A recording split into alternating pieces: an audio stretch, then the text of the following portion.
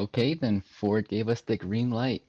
What is up, everybody? Welcome to the Grand Star Cup Season 4 prediction stream.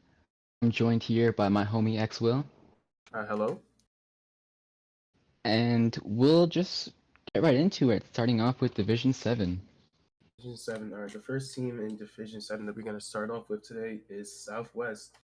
Let's see. Their main lineup that is expected to run between Southwest is Ciara, Layla, Rolo, Winter, and Delicious Bag. And they are predicted last with a 4.75. That's interesting. So right away, two players jump out to my eyes, being Ciara and Winter. I know they're both like really good CT players, or like pretty good CT players, so I expect to see them to do pretty well in this division. Rolo I've seen in like Lounge. I think he was silver at one point, so should be a pretty solid addition in this And team. I heard that Winter was an up and coming CT player who is seemed to do pretty good in this div. This should be, I don't know if this is his first time playing here, but a lot of people have good predictions about him, and they said he's a pretty solid player overall. So I'm excited to see how he does also.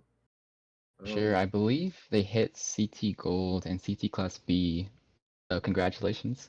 oh, that is pretty good. So I think that he'll be pretty broken for D7. And Sure. And looking at the bagging situation real quick, we got Deloysius, who I think will uh, do pretty well in I this think he'll do. division. I think he'll do fine for D7. I don't honestly. I don't know how good of a bagger he really is, but I don't know if he's insanely good or if he's just like decent enough. But I think he'll fare well in D7. It shouldn't be too difficult. Now he's usually the bagger they use in Scrim, so he definitely has a lot of So, experience. so he has the experience, and it looks like he would be fine then. Sure, for sure. Definitely. Is there anyone else on the roster that jumps out to you? Anyone on the roster? Bali is another. He's a bench player. It looks like he was a newer player who's been recently doing well in the lower divs. Not lower divs. Lower tiers of lounge. He's been working his way up. I think he might be Class D now. Maybe. I'm not 100% sure of that, but I know he has been doing pretty well in Tier 1. He's been working his way up there, so he should be a player that we see a lot more in these upcoming weeks. Maybe performing well. We'll see. Sure, I know he's silver Class D, which is pretty good. Another player that kind of stands out, Rob Fortune. It's kind of Oh, a well, meme that he uses spear in wars, he, but yeah, he I, might have a spear exception. You never know. yeah, I mean, I've seen him drop some like pretty decent numbers in scrims recently. I'm assuming on Funky Flame Runner. Yeah, and he probably we'll see how he does. Maybe TKS Memer too. He's another player who's off the bench who he's been playing for a while. He's pretty good at CTs for D7. I think he could fare pretty well. Maybe understood. Sure, you almost always see them playing CT, one of those CT tiers. Yeah, TKS Memer is always playing, so he has a lot of Uh, experience. I think that's about all we can say about this team. I don't know if they'll get last, but I think it'll definitely be close. Yeah, I think they can definitely compete in this division. Jayden, you want to move on Sure. to the next thing? Sure, we got Guardy Lum Whacker, GLW, blocking a expected main LU of Guard, Miles, Sam G, Squirrel, and Finn bagging. Hmm. Very interesting. So, Okay. in the previous season, this team had two teams. There was GLW and GDW, but it looks like they're opting to use one team this season. Let's look at the roster. Hmm. Definitely someone that stands out to me is Squirrel, because he was my fantasy pick last season, and he did pretty well for me. He's pretty good CT player. He hit like a high lounge and CT lounge, so he's definitely a player I go to for fantasy if I don't know who to pick in D7. That's it. Another player who was caught my eye, I guess it would be Guardy. It is his team, and I think he is one of the better players on the team. I don't know exactly how well he fared up last season, but I'm pretty sure he's one of the strongest players. I know they're scrimming a lot, and usually when he's in scrims, I see him usually at the top of the table. He's usually a pretty strong runner who and a pretty good leader. That he had two teams last season, so he obviously knows what he's doing. He has experience, and I think that he'll go pretty far. For sure. And Miles, I believe, is that the Miles who played on Mono? Miles Or on. is this a Um, different Miles? I'm not 100% sure. There Yeah. was a Miles and Manu who played pretty decently, so if that's the same one, that's good for sure. And then also their bagger, Finn. He played for Percent 60B last season and D5. Now he's bagging D7. I guess that's really good pickup for Guardian Linebacker because he's a higher div experienced bagger who's I think he's gonna have a lot of potential getting a lot of shots in his div, and I think that that's gonna help them out a lot, going forward in this season. Sure, let's just ignore how percent 6AB dropped the league. Well, I mean, hopefully that doesn't happen with this team. I don't think it's gonna happen. It won't, it won't. And Exactly. like So speaking of bagging, there's a couple other baggers on this team in case Finn isn't available. I know Jezer can bag. He's been bagging yes, for a while. he bagged for Ellie last season, and And he bags like CTs, I think. But there's also Asico, I believe, can bag. okay. No, it looks like they Seen have them bag a lot of CTs. a lot of availability on the team. They also have Evan Texas. That's Mhm. another probably one of the key runners. I know he's done really well. If I'm not mistaken, last season he finished in the top 10 in divs for D7. So Let's take a look. if we take a look, he finished eighth for D7. Damn. So honestly, he's probably going to be a main factor this season if he plays. Honestly, he could be one of their better runners. So that would be very interesting to see him in that lineup. And also a newer Sure. runner for the first ever season, Anti KC. That's a very interesting one. He's been playing the game for a long time. He has a lot of experience. He's just recently gotten to the Warriors the last couple months, but I don't know if we can see a lot of him. He's not bad. He's a Daisy Wheeler, and Ooh. yeah, very interesting. And I think if he played a couple matches, it'll be very interesting to see how he fares up in his first ever GSC season. For sure. We've been seeing a lot of daisies in D7 recently. Oh, we love Uh, daisies in D7. xWill being a daisy main himself. Yep, gotta love the daisies.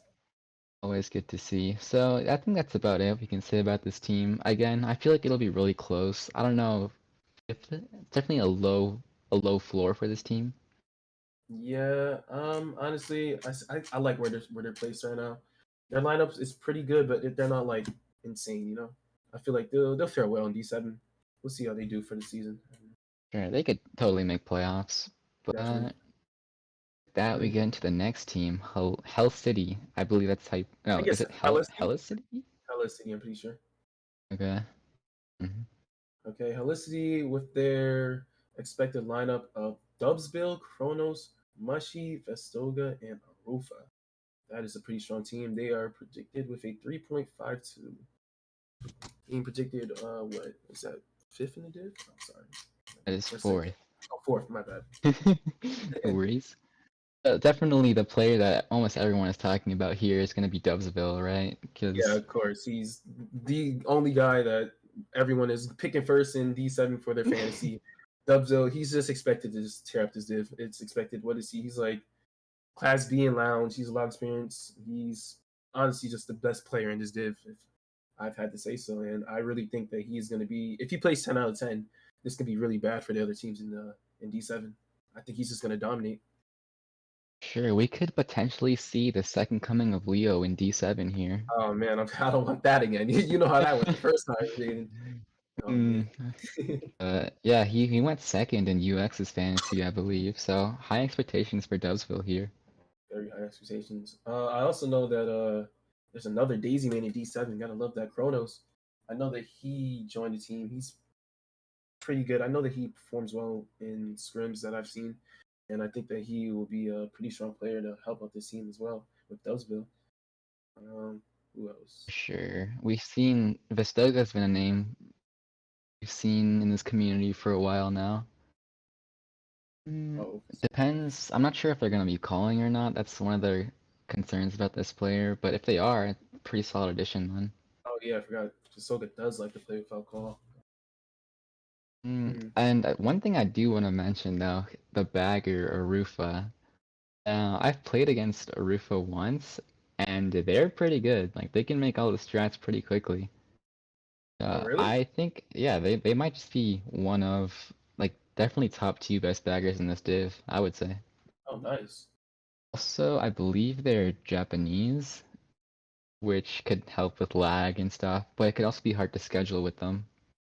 Okay, that sounds really good. Who else is Mhm. a foreign player you see on this team? I guess Mushy. I know that he's one of the leaders of City, and I'm pretty sure that he is one of the stronger runners on the team. Mhm. I A think he's lot of these expected to be a flashy. players, Go ahead. sure, yeah, no worries. A lot of these players we've seen like tier one stuff like that. I think I've seen Yeah, pretty much all these I think the names. entire team is fresh out of tier one. It's more of like a Mm. newer type team, but like they do have like obviously Dubsville as like one of the leaders who's gonna like, help them out. But yeah, a lot of these players are super new. I think with most of them being their first season of GSC, so I would like to see how this pairs up for them. Yeah, it's always exciting to see new teams sign up, right? Yeah, of course, got to. That's what keeps the game going. Mhm. Right. One more player I kind of remember is Siege. I think he's played with like EI and CTL and stuff like that. Um, But apart from that, I think yeah, Helicity they could do pretty well. Playoffs for sure. Playoffs. Oh, 100, I can definitely see playoffs. If it's like a Leo situation, 100%. But we're just gonna have to see. We're gonna see if Dubsville can live up to his Hype. expectations. Yeah. But with that being said, I think we should move on to L14. L14. L14 rocking an expected lineup of Airco, Galden, Saki. Okay, interesting. Yo-Yo-To, and then Pat One bagging. Ooh.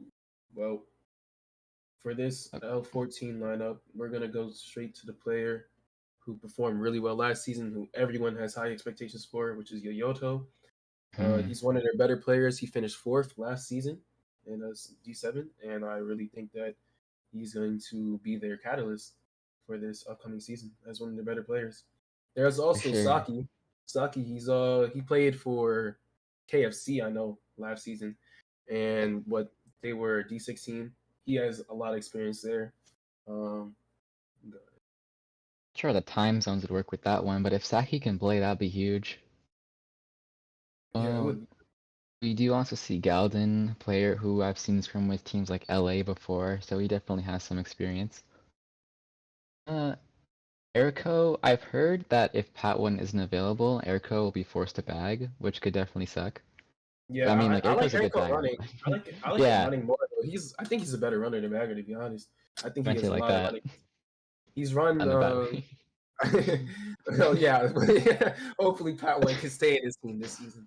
But Erico, when he's running, he runs, obviously for both his teams, XI and I mean R12 and L14, both teams Mhm. that he plays for, that he owns, and he has a lot of experience, so I can see him, performing really well this season against most of these players, just due to his overall experience, because he plays a lot of scrims with his team. That's something I do Oh like yeah, about, and he's a very good leader, and I feel like with him, Yoyoto, Galvin, yeah, Saki, that's a really strong LU, insanely strong. sure. And See him then like fare the well. bagging situation, like love him or hate him, Pat One is still a pretty decent bagger, especially for That one D7. has bagged a lot. Like he has a lot of Hmm. experience. He's bagged so many wars, countless wars. Even if you do not like the guy, you have to admit he is not the Yeah, worst bagger in the world. He will do good in this div. sure. And he's smart too. Looking at the bench, some players that look stand out to me, Leto for sure, Vlog and Yuri. I know both, like all of them played some pretty decent amount of time for R13 last season. But Yeah, hopefully they can slot in well this season for sure. yeah, of course. I think Vlog finished in the top 25, and then Galden was what I think like 12th last season. So Ooh, the bench and the main LU is both insanely strong this season for L14. So I'm excited to see how they fare. I think them being placed third is very respectable. for sure. And then with that, we can go on to the second ranked team, Northwest. Northwest have been around for a while. They've primarily been a CT team, but they've been doing GSC almost Yeah. every season, I think. Uh, Yes, I'm pretty sure they have done GSC Damn. every season, which is pretty nice. They always have like different LUs every season, and sometimes I know they have like really bad availability when it comes to like I think last season I think if it was last season or season two they had to almost forfeit one time I imagine. Ooh. 'Cause that was the season where Navy was that one? I'm trying to remember. It was a while Uh, ago, y- but I believe something about like not getting a fifth player and having 45, I don't know, something like that. yeah, hopefully that does happening in this season. But their expected lineup this season is really good. They have a Mm. Wu, Dark, Madison, Murray, Ardux. That is a really good starting loop for D7. Dark Definitely. is Go okay. ahead, go ahead. I was gonna say Dark is one of the higher drafted players in fantasy this season. He's one of those Mm. players who's expected to like finish top five D7, which is something that's really good. And then we got a Wu. You know, he's a really good player. He's what like class C. He's also Mm. another Daisy main. The Daisy mains of D7 are this season are really up there and winning, which is great. We love to see it. I know he's really good at the game. He's been playing for a long time. If he gets a lot of playtime, I know that he will perform well. And then you got Ardux. Ardux bagging D7. Ardux has a lot of bagging experience. He's another great bagger for this div. And honestly, Yeah, I for think sure. honestly, I the baggers for D7 are all amazing. It's actually pretty crazy when you think about it. And it's supposed to be the lowest div, but all the baggers know what they're doing, and like it's really actually competitive. This team is really strong for this season, and I like how it's Sure. looking right now. Artix has been scrimming with like LV and AU teams like that, right? So he's getting that high div experience or mid high div experience. Yes, Definitely useful. and Apart from the players you mentioned, though, Madison was a huge part in NW Season 3. They're usually dropping big points and stuff, so expect to see a lot from them this season as well. yes, and then you also have a pretty good person coming off the bench, Gamma. I know that Gamma is a pretty good CT bagger. I don't know if he's He's going to be. cracked. He's Yeah, he's cracked at pretty cracked. CT bagging. Yeah, he's really cracked the CT bag, and he also bagged like high div scrims for VRS, or it was one of Hmm. the teams. And I know he bags in Northwest. He bags a lot of places. He has a lot of experience as well. So Northwest having two really insane baggers playing for them this season is very strong. And yeah, One last player I do want to mention real quick, though, Akira, who is a pretty good CT player. Not sure how much they'll be playing this season, but if he can, convert his skills to RTs, he'd be a pretty big addition to this team. nice. And with that being said, though, let's go to the first seeded team in D1 being JP. Oh, the first seeded team in D1. Oh man, what do I say about this team? I mean, they're amazing. They perform almost every season. You know, I I think they'll definitely think they're a lock. They're a lock yeah. for finals. 100%. I think what the only season they didn't perform was what like season one, but that was or it was like season one or two. I don't really It was remember. a season where they got seeded too high, and it was just unfair for them. Yes, okay, I do remember that. I think that was when they got seeded D5 season one. Pretty sure. Something like that, maybe. But, I mean, this expected LU from them is pretty much the LU they used in finals last season. But Jaden, Jayde, Mythos, Romp, Vic. Bagger did Vilks. change. Oh, yeah, I call him Vic. Oh, do Short you? form. Oh, okay, okay. And then Josemi, and that is, I mean, Jaden. He's one of the more prominent players on the team. Is he? Mhm. Was he an older player, Jaden? So, Who? apart from having the best name in the whole league, yeah, I've heard he's played like D1, like WFC days, so, and he's a Daisy main too. Ooh, you gotta love that Daisy Mhm. representation. And yeah, I heard that he's an older player who's played in JP. I know last season he fared up pretty well. He played in like the finals matches and semis, and I know he MVP'd or like second MVP to his team almost every time he played. So, and then you Mhm. have obviously got Mythos. My It's fantasy Mythos, pick. the fantasy pick. He MVP'd the div last season. You already know He he's should gonna do it perform. again. He's going to perform. Mhm, It's absolutely. expected. He is probably I would say the second best player in the div beside behind Dubsville. Hmm. I'm gonna see him take that as a challenge. Maybe he's can take that number one spot season. I'm gonna call it. I'm gonna say that Dubsville's finishing first, Mythos second. I do Sure. want to see some contests from Mythos though. But yeah, The that's just my rival opinion. the rivalry will definitely be crazy between those two. Can't wait Oh to yeah, see it. can't wait to see those teams match up. And they did lose their bagger from last season. I believe Eyes went to ST, and they ended up getting Josemi, who I think played for HS last season. Josemi's a pretty good bagger. He knows the strats and everything, so nothing much to say about that. He's solid And for sure. he is very solid. Then we got Vilts. He was my fantasy pick. I hope he performs well this season. I talked to him. He says that he will play a lot. He is the leader of the team, so So, his team has a lot of faith in him, which I also have a lot of faith in him. I know he performed well last season. He finished in the top 10, finishing ninth in Index, which is mhm. pretty respectable. And yeah, if he plays a lot, I just know he's going to be one of the leaders of the team. He's going to help the team perform, and I can see him performing pretty well this season. Sure. One thing I do want to mention real quick, though, we did cast the finals of JPHC last season, and one of the big problems that JP had was frontal presence. They could just not get up there, or they would only have one player up there. I definitely think that that's going to be a big thing for them this season, just trying to get multiple people up there, Hmm. that type of stuff. Yeah, but I mean, I can see that happening, but I feel like they're a little more dominant this season. I feel like I don't. Hmm, They haven't really had like a big roster change, but I feel like the experience will come to them because JP is a team that has been together. Their main core sticks together, every season.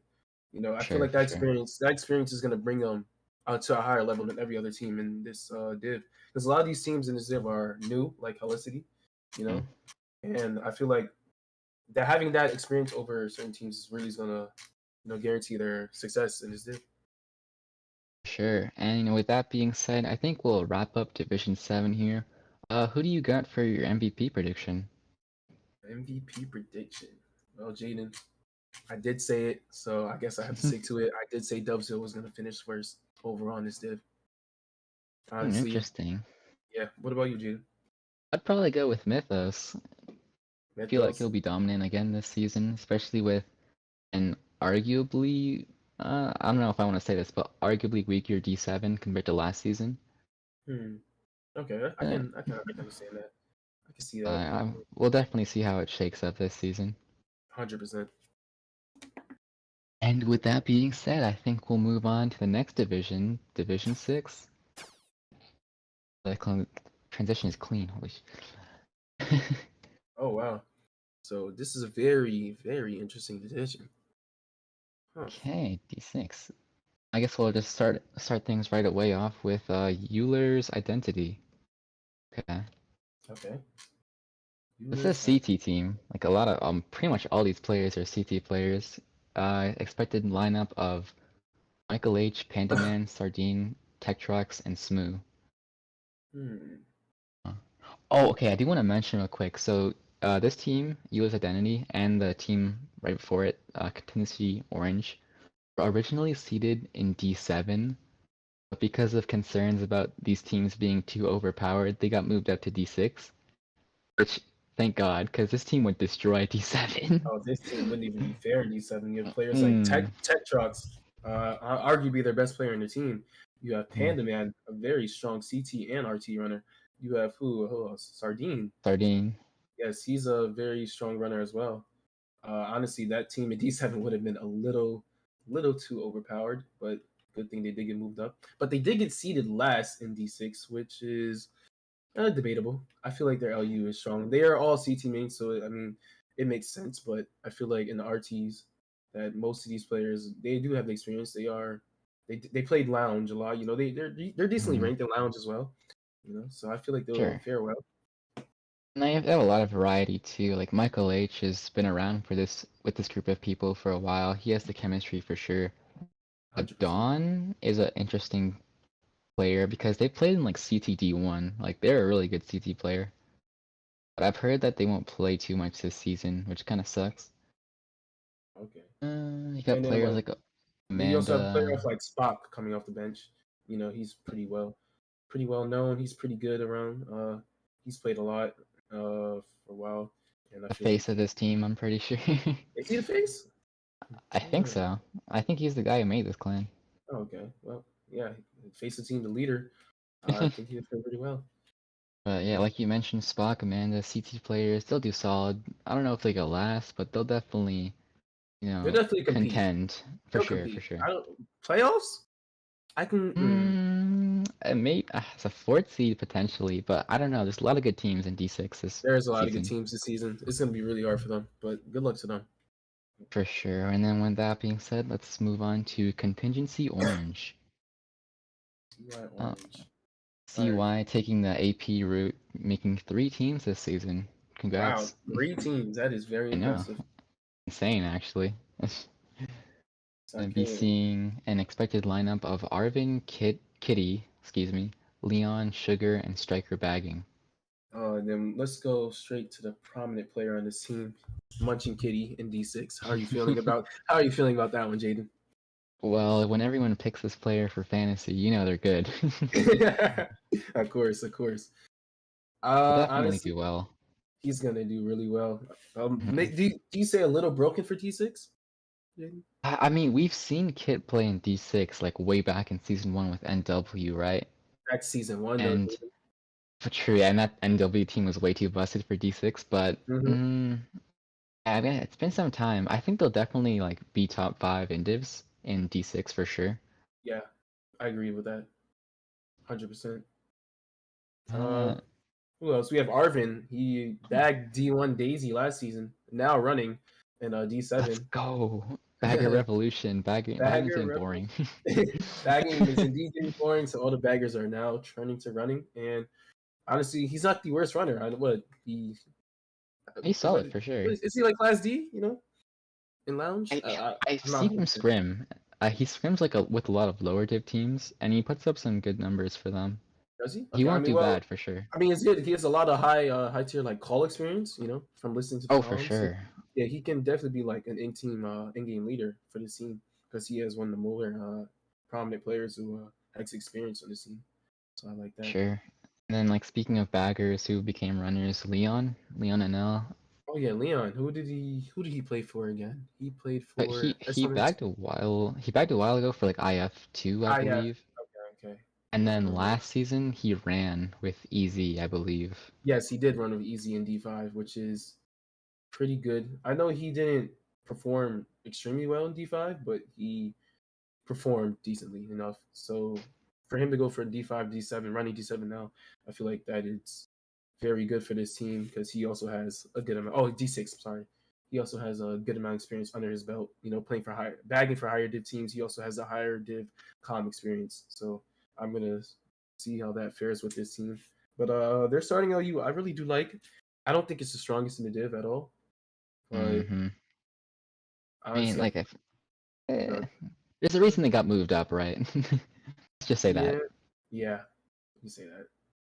Bagging situation real quick. We got Striker like slotted as the main bagger.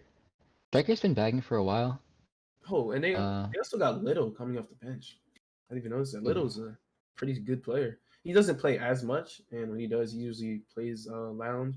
He wars occasionally, but all I know, he's a really strong runner, and I know that if he does play, he will do really good in D7. I just noticed that. sure. I think we can wrap up CY3. I think they can definitely make playoffs if they get wins against certain teams.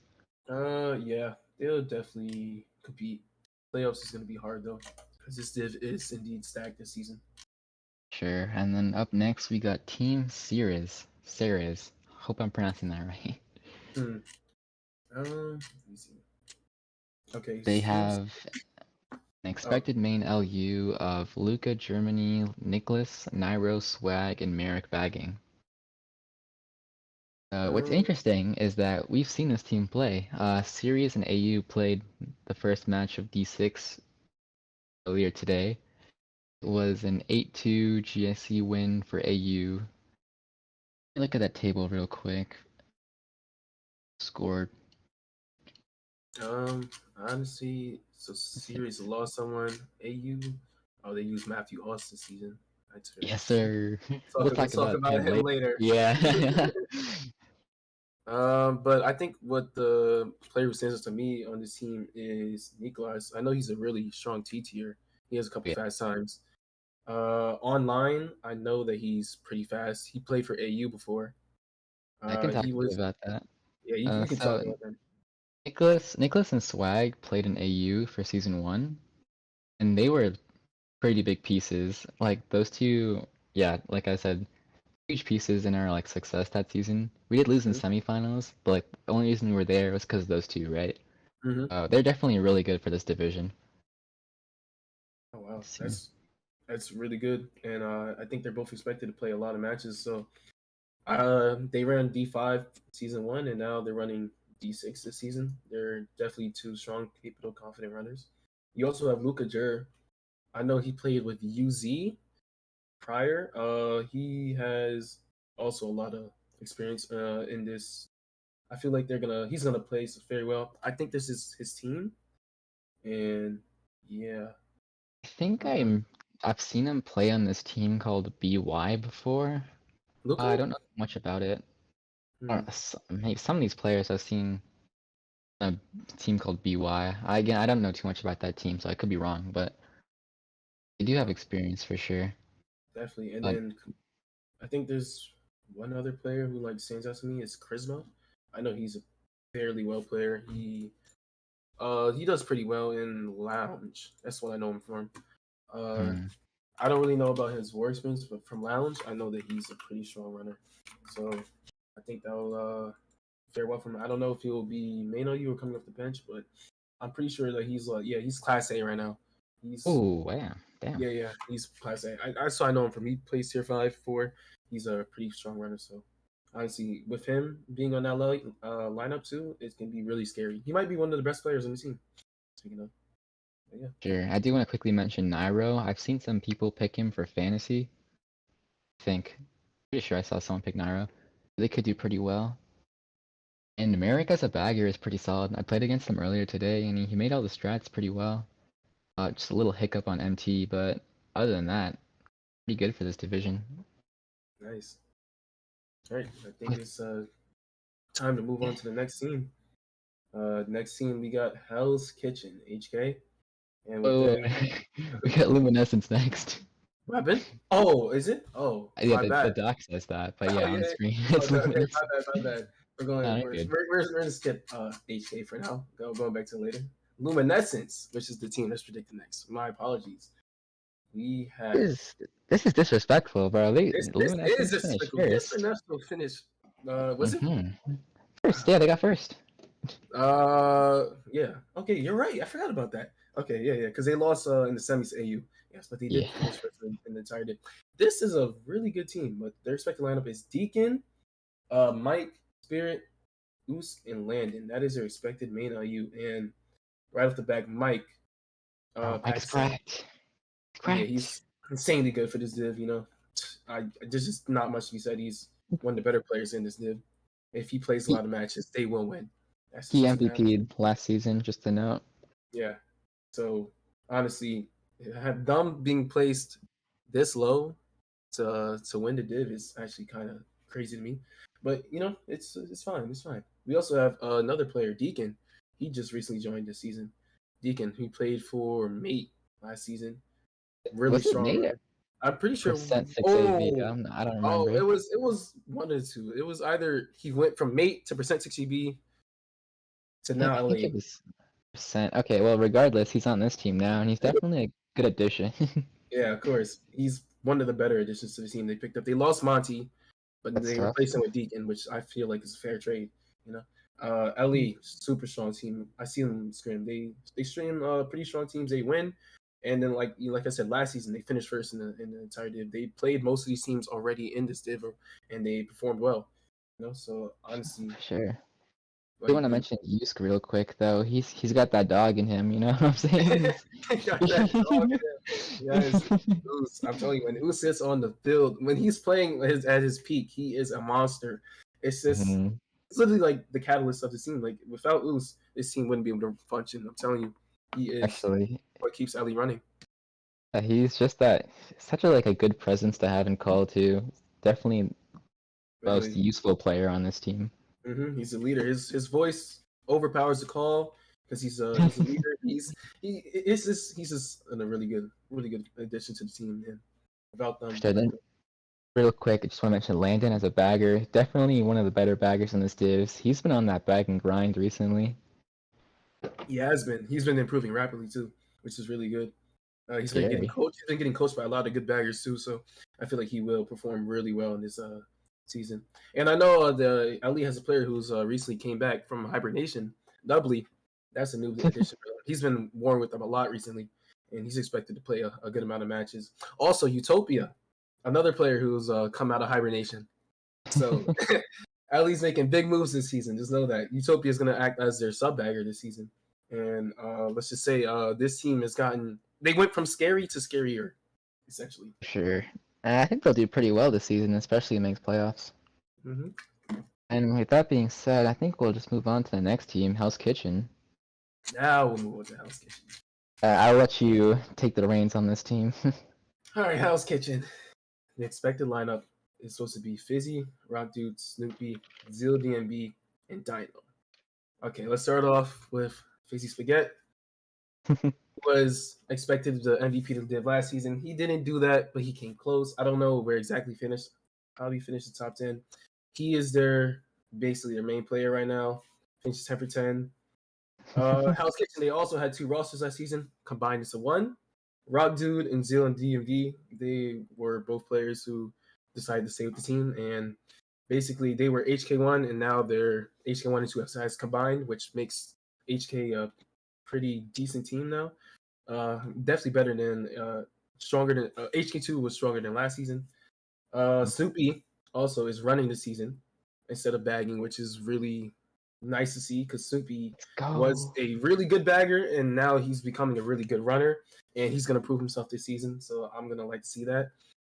And Dino is the newest bagger for HK and he is going to shock the world. I think he's been working on his game. This is his first season of GSC and pairing up with these other baggers, I think he's going to have a really good shot. So yeah, if you want to see Jayden. Been improving really quickly. Some players on the bench I want to mention real quick. We got Blue Up, Ghost, 4J. These 3 have been improving pretty quickly. Oh, 4J. Oh, okay, I know who that is. Yeah, and they also have Ghost. That's another player who's improved insanely coming up. I think HK will do well this season, especially with their like veteran HK1 players trying to kind of like leading the charge, you know. And yeah, playoffs for sure, I would say. 100% playoffs. Maybe not for sure, but definitely like a good shot to make it. I can definitely see him making playoffs. 100%. That being said, I think we'll just go on to the next team, Auspician. Hey, look, it's my team. Wait, you can start that one, Jayden. Alright, so it looks like we'll be running a main LU of Frank the Speed, Gabriel US, Goomba, Marco, and myself, Jayden Bagging. Yeah, I mean, this is probably one of our better LUs. We did play a match today versus Series, in which we used Matthew Oss instead of Goomba. Now, Matthew is a player I definitely want to talk about for a bit, because he is insanely cracked. Like, his TTs are pretty insane. So having a player like that in this division, he's Australian, so it's kind of hard to schedule with him. But we'll definitely try to like accommodate for his time zone for sure. Try to get him to play the most. But apart from that, like we got your mainstay AU players, your Frank and Marco. They'll definitely be pieces on this team. Gabriel US, player from HK actually, come back and he's doing pretty well for us in scrims and GSC. But it's like a pretty good playmaker and stuff like that. We also got like a bunch of pickups this season that'll definitely like make AU a good team this season. I think we'll make playoffs, maybe make it all the way. Yeah, I agree. AU, what you guys picked up? Gabriel US, Freeze, and It's solid if he plays. yeah, I think that's gonna be really interesting for AU this season. You guys are known as the D6 chokers, though, so we don't talk about that. Yeah, kind of unfortunate with like we've been kind of like picking up these carries, quote unquote, with like Jack and Gala last season. Didn't really work out. This season we're core AU, right? We've been playing together for a year. We'll do well this season for sure. Do really well. And with that, let's go on to the 12, formerly known as R12. R12. Okay. R12, they are expected line of Asher Booker, Byron, Isir, Master, and Olu. They are the second predicted team to win this div. Obviously they have Isir, really good player. He's cracked. He's insane for this div. He's gonna pop off. He's probably going to finish top 3 individs on the team. And Mhm. then there's also a player that's not in the predicted LU, which I think is another really strong player though. Manuel US. He's really good. I know he's like a pretty good T tier, and I know I've heard a lot of good things with him. I've seen his scrim results. He finishes like right next to Isier. Honestly, I Mhm. feel like if he plays a lot, he will be a top dog, a top guy on that team. Honestly, in my opinion. For sure. Another player I want to mention real quick is Master. I believe they do well in scrims. They score really well. I think they're an older player. I think. Yeah, they do really well in scrims, so I expect to see them to do well for this team in GSC. Also, Byron, he's another player who fares pretty well with. I would say he's up there with Isier and Manuel. I feel like with him, he performs well in scrims on the saves that I've seen, like really well. I feel like with Mhm. those three running, Isier, Byron, Manuel, that could be really strong. Asher Booker maybe as well. A Sure. Lulu Bag, that would be a really like strong team contending for this season.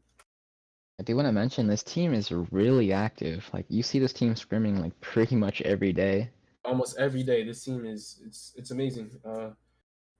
What they do and how well they perform while doing it too. So it's really impressive.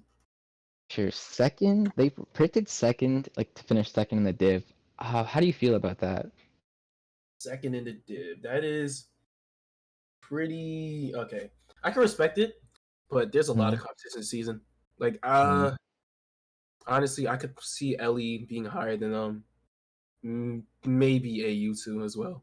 You know, Hey, I I can don't know, I, but yeah, I can like I don't know. They're a really good team, but to say for that sure. they're second best, I don't know. I can definitely see them making playoffs though. I think they'll like take wins off some of the best teams in this div too. Maybe even the team we're about to talk about next, Brophy's Theory. Yes, we're gonna see a lot of upsets with this team, but yeah, let's move on to the next team in this conference, which is who's seeded first, Brophy's Theory, Mhm. with their expected lineup of Claus, Hedwig, Schultz, Spencer, and Magic as their backer. I Uh, don't know about that bagger. I don't know if Magic is yeah, actually. I I thought it think was Magic Schultz is. bagging. I'm pretty sure it's Schultz. Uh, Okay, so definitely like the two biggest players on this team, Hedwig and Klaus. Like we can talk about them for a bit. okay, I can start with Hedwig. Hedwig is my prediction on MVP in this div. He is in my opinion, the best player in this div who is going to win it all. He's a Daisy main, of course, got to represent. But he's also one of the first picks in fantasy. Shock, surprise. And honestly, with him on this team this season, I feel like he's going to play a good amount. He's going to carry them, and it's going to be fun. Claus, old D6 MVP, season 2 or 3. The One MVP, or did he get second? I think he was MVP. close. No, Oh, he really? MVP. Okay. Yeah, he MVP. Woo. And then, I mean, he said he wanted the bag, but I think they're forcing him to run, which is really good for them, as he was, an old MVP. Uh, but honestly, with a LU of him, Schultz, Spencer, I think this is one of the better LUs in the entire div, which is fair why they were seeded first. Sure. And then another player I want to mention that could be huge for this team is Bop. Bop Boss coming off the bench apparently. I don't know about that one. Oh yeah, Bob, I forgot. He's a really He's strong. really good. I think that if they can accommodate for his Australian time zone, he'd be a main LU player, like similar to how AU would treat Matthew. Yeah, You definitely. definitely try to play him as much as possible. And then they could use their secret weapon, Susie Rep. Susie Rep, he's a really good player. He's a funny guy, a good T tier, but unfortunately his Wi-Fi doesn't work, so we won't be seeing much of him. But if he was playing, it would be really interesting. I think that might be an issue for this team, the fourth runner, because Claus, Hedwig, then let's say Bop as a third runner. Who would you put in as a fourth runner? Oh Honestly, wait, I no, would put in Spencer. Spencer. Yeah, Spencer for the experience. They have a lot of chemistry together with Spencer. He's fun. And yeah, Schultz would bag, but maybe depth might be an issue with this team. That's the only thing that's scaring me right now. It looks like it's looking like a 5 roster team. Like the I only think, players I can see playing is Claus, Hedwig, Schultz, Spencer, Bob. right, I can't and see that other might players that playing might much. be. Sorry, but that might be the reason why this team wasn't moved up because I thought BT would go to D5 instead of like Rise or HC. Hmm. Nah, they're gonna win. I think they're like definitely gonna make the finals in this team. I mean, this div. Oh yeah, they're 100% gonna make it to playoffs. Finals, I can almost see guaranteed if they perform well. But I think that person scheduling is really gonna mess them up. But hopefully they can find something around that. Maybe hydration will make some appearances though, and that helps Sure, them I out. know it's a TT here, but yeah. With that being said, we have to say for D6 MVP predictions. Like I said, going with Hedwig, Brophy Siri. Interesting. I think I'll go with Mike. I picked him up for like HK Fantasy, and I think he'll do really well. Like I heard that he won't be playing as much this season because he's going to school. Yeah, Okay. and then he's also Pakistan, so he's really Oh, bad time zone. So that's another reason. So what I was told from Ellie is that he's gonna play a lot if they can play him, but it's not like he's not 10 for 10 guaranteed, which kind of sucks. sure. And like, yeah, you gotta prioritize your studies, right? You know, school over MKWii. Am I right? That is true. That is very true. Yeah, definitely. This is gonna be a really tight division. I feel like, especially with playoff seeds. Hmm. But with that being said, I think we'll move on to Division 5. All right. Now, this div is like the definition of close. Look at those numbers, man. Oh man, D5 is wow. That's really impressive. Wow, look how I think close it let's is. just, yeah, that's insane actually. Let's just get started off with Team Rise, predicted last, but not by that much, which is interesting.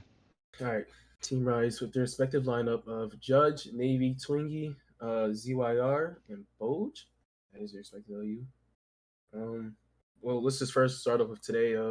They were seeded in D6 originally, Mm, but because of the two broken teams in D7, two teams in every div had to get moved up, and this was unfortunately one of the teams that had to get moved up to this div. Honestly, do I think that they're gonna fare well in D5? No, unless they run their main LU every single match. Honestly, it kind of sucks, but I wanted to see them in D6. I feel like that would be a lot better for them. But for D5, they don't have a horrible LU. I feel like they're still going to fare well. They have some good players like Navy, pretty good player. They have Judge, old player used to ride Judge. Daisy bench. They have ZYR, who used to play for AP, probably their best player on their team. You know, Mm. and Twinkie was a old bagger for I don't remember. Like MW2. Was it MW2? Pretty Okay, sure it was MW2. yeah, MW2, and now he's running. He's like Class C and Lounge, which means that he's pretty good. He has a lot of experience, high div experience, which is really good. Which is why I think the team will do pretty well. But it's And also they. Oh, you can go ahead, Jaden. on the topic of high div experience, Boj has played and like has bagged in high div scrims before. I think he played for UC one season, so definitely has that. Yeah, of course. And then like the reason that this team got moved up, I'm pretty sure was because of a player that's currently on their bench, Alberto, who is a really good player, in fact. He's a really good player, but we don't know if he will play. That's the problem. And like Um, if you're GSC board, you just have to assume best LU, right? So that's kind of the reason this team got moved up. yeah, exactly. And I don't know if we're allowed to talk about the match that happened today, but Oh, we as you are, can we see, are. oh, we are. Well, yeah. Well, it didn't go well at all. They used their main LU and they got stomped, unfortunately, which is kind of concerns me because I thought this team was pretty good. They have a lot of experience together. Like they've been warring like consistently a lot, which kind of scares me. To be fair, that was versus Berserk 2, which is predicted first. That is true, but still the first seeded team could still lose. It should Right. still at least be close with how close this div is. You go It's ahead. not a good sign to lose by that much. Hmm. Hey, they can turn it around. 9 matches left, plenty of time. I believe in it. And with that being said, we can go on to an interesting team, I would say, Tunes Horizon. Ooh, Tunes Horizon. Definitely the big story regarding this team was their transfer in of KA. Played for like LZ, pretty sure, and has played in high div before. Yes, he has. KA is obviously the number one pick in fantasy for this div. He's known for playing in LZ. Was it Lightspeed he played in for it? Yeah, I think L2, if you Yes. know. He's ran what D2, 3. Like he's a really high div Eh, runner. He's their best player, and he's the reason why they were able to move up from D6 to D5 this season. He's expected to drop like what 120 every match. I can see it happening. Drop 116 in his previous matches happened. And I feel eh, like with him, he's gonna help this team maybe make it to playoffs. I can see it happening. Sure. And like another transfer I do want to mention who's kind of like stuck in the shadow of KA's transfer is the transfer of Connor, who's bagged for high div teams. I think he was with CS before. They're actually a pretty good runner, and they did really well in their match versus a band together, I believe. I think Connor is going to be another key factor on this team, which a lot of people may not be talking about. That's good. They also have players like Walter LBN. I'm pretty sure he finished when Toons Riders played in D7. He played finished really high on the Indiv chart. I know Walter is a pretty good player. He plays Daisy main. I know he'll Mm. be able to help. Johnny, another player who finished high on the Indiv chart. Him and Walter. Johnny's a really strong runner for what was D7, and I feel like now in D5 it'll be more of a challenge, but I feel like he'll still be able to keep up, especially with KA leading them. I feel like this will be a really strong team coming up. Yeah, I want to talk about Walter again. I think he's going to do really well because we saw him do like he made a lot of plays in that like again D7 cast of HC and JP. If he can make those same plays again, like he'll be scoring a lot for sure. Mm-hmm. And like one last player I want to mention real quick, Josh Can, who did really well for them last season. He's on the bench apparently, but if they play, they'll do really well, I feel like. I agree. Uh, I don't but really have much to say else for the rest of this team, but I think that they'll fare pretty well going to the season. I mean, like, look how many teams have a 5. Versatile through Rise, all predicted to finish really close to each other. Yeah, I can see Rise is probably not going to make playoffs, in my opinion, but I can see Teams of Rising as like one of the teams that who can definitely make it. I can see them definitely getting there in that For playoff sure. slot, guaranteed and secured. All right, why don't we move on to the next team? I think our first all Japanese team. Band together, BT. See it. You So, yeah, I'll start. Expected main LU, Amane, Atama, Mia, Shumu, and Kochi. Okay, so definitely a player that a lot of people have been talking about would be Atama. If you look at their lounge ranking, they're like Emerald Class A or something like that, so pretty huge to have a player like that on your team. and Um, I think another notable player would be their bagger, Kochi. Kochi's a really good bagger especially for a div like this. Gochi has a good amount of bagging experience. He does it a lot. Scrims almost every single day, so you can tell that definitely very experienced. And he's played for teams like I think he scrims for L and played GSC for LZ. yes, he does scrim for L. I do know about that. And yeah, he did bag for LZ last season, which is also gonna give him an edge on most baggers in this div. Let's see. I A know he lot has. of these players are sorry. Well, I was just gonna bring up like a player like I know Nago. Nago's a pretty good player. I am pretty sure that he. Okay, Did they play for NTMG? Is this yeah, that's what I that was saying. Nago? It's an NTMG because it was that Nago. Yes. Oh, they're good. They're really good then Yeah, yeah, for yeah. this That's div. and I know that they performed pretty well when they were in MTMG when they played season 2. So I have a lot of faith in that person. Sure, a lot of these players are like well ranked in lounge. It's like their first time for playing the 5v5 war format. So interested to see how they'll do. But in scrims they do fare pretty well. I know that Hmm. I've seen them going against other teams in like D6 stuff like Hell's Kitchen and like other stuff, and I know that they did pretty well. I know they ended up beating a good amount of teams in their scrims, so I feel like even though we don't know too much about them, I think we're gonna see a lot from them.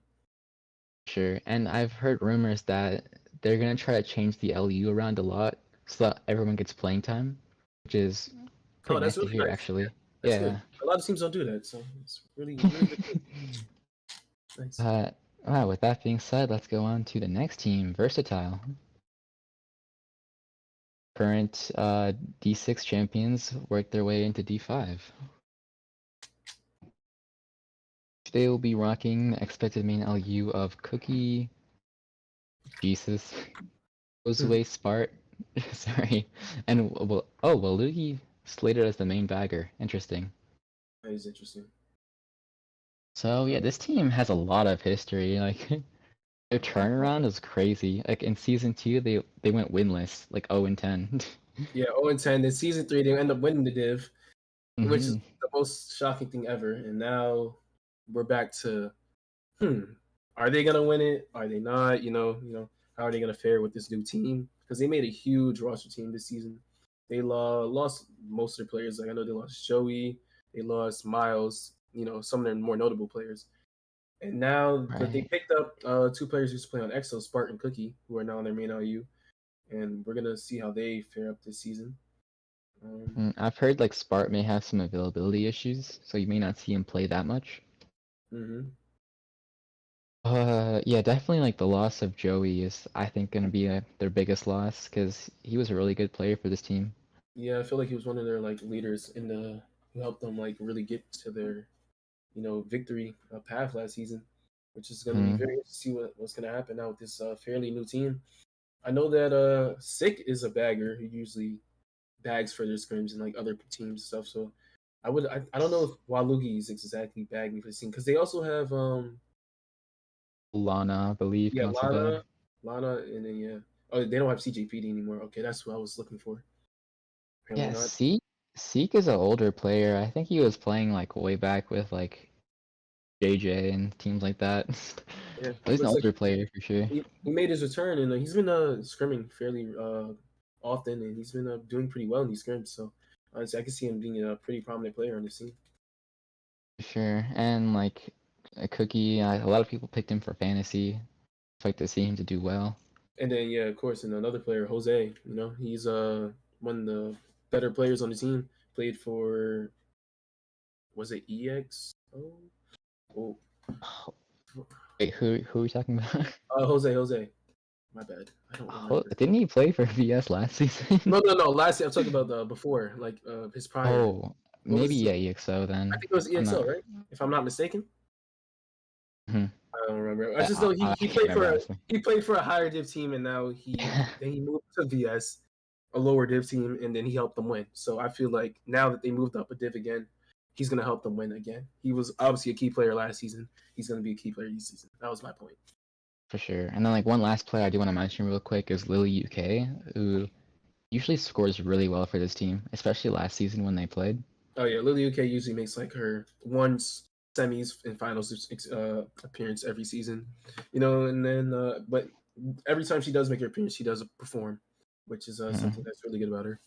So But like I'm not really sure like how this team will fare in this division. me neither.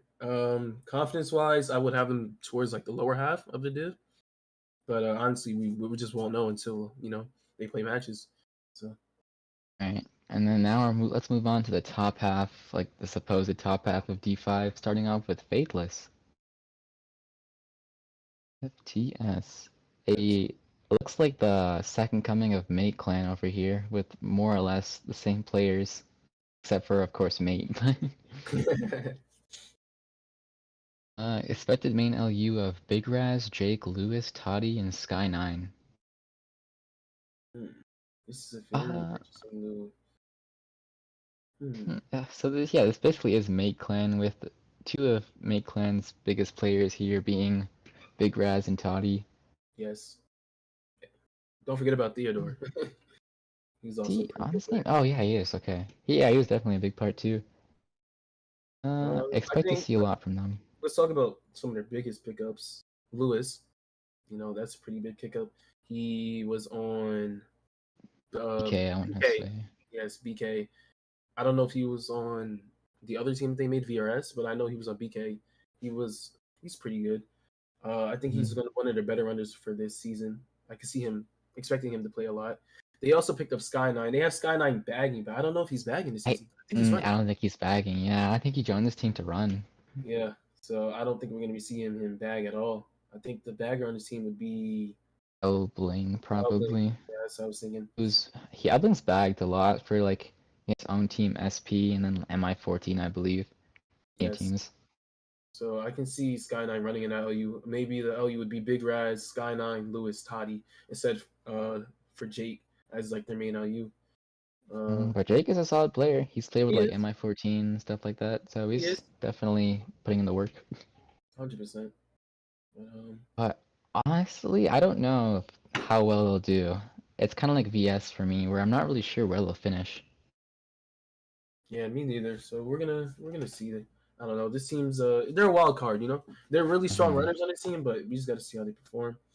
Hopefully, Toddy can play this season. I know he had like availability issues last season, Oh so yeah. hopefully he'll be able to play.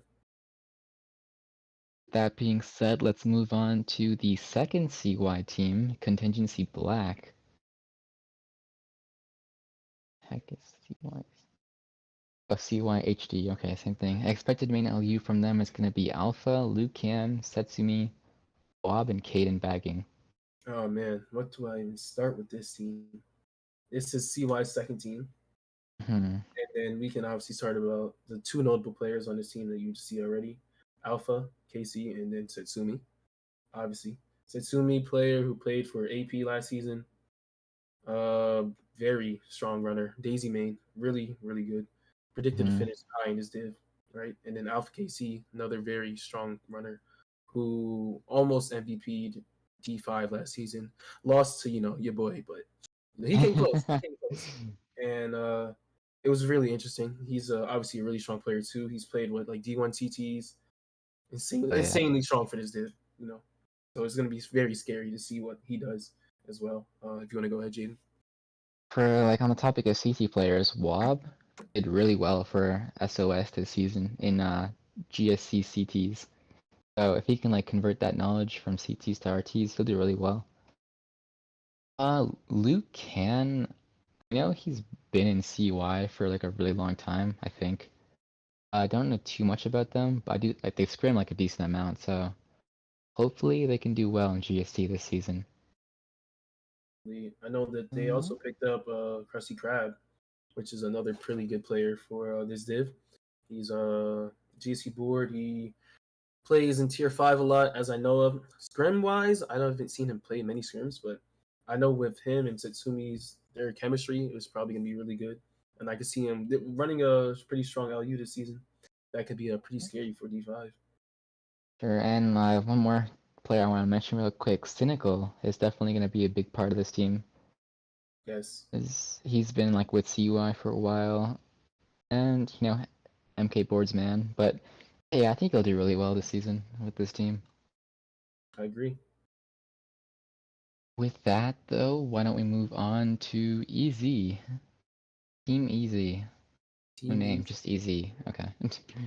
Oh man, this is my team who I think who will perform really well this season. I have high expectations.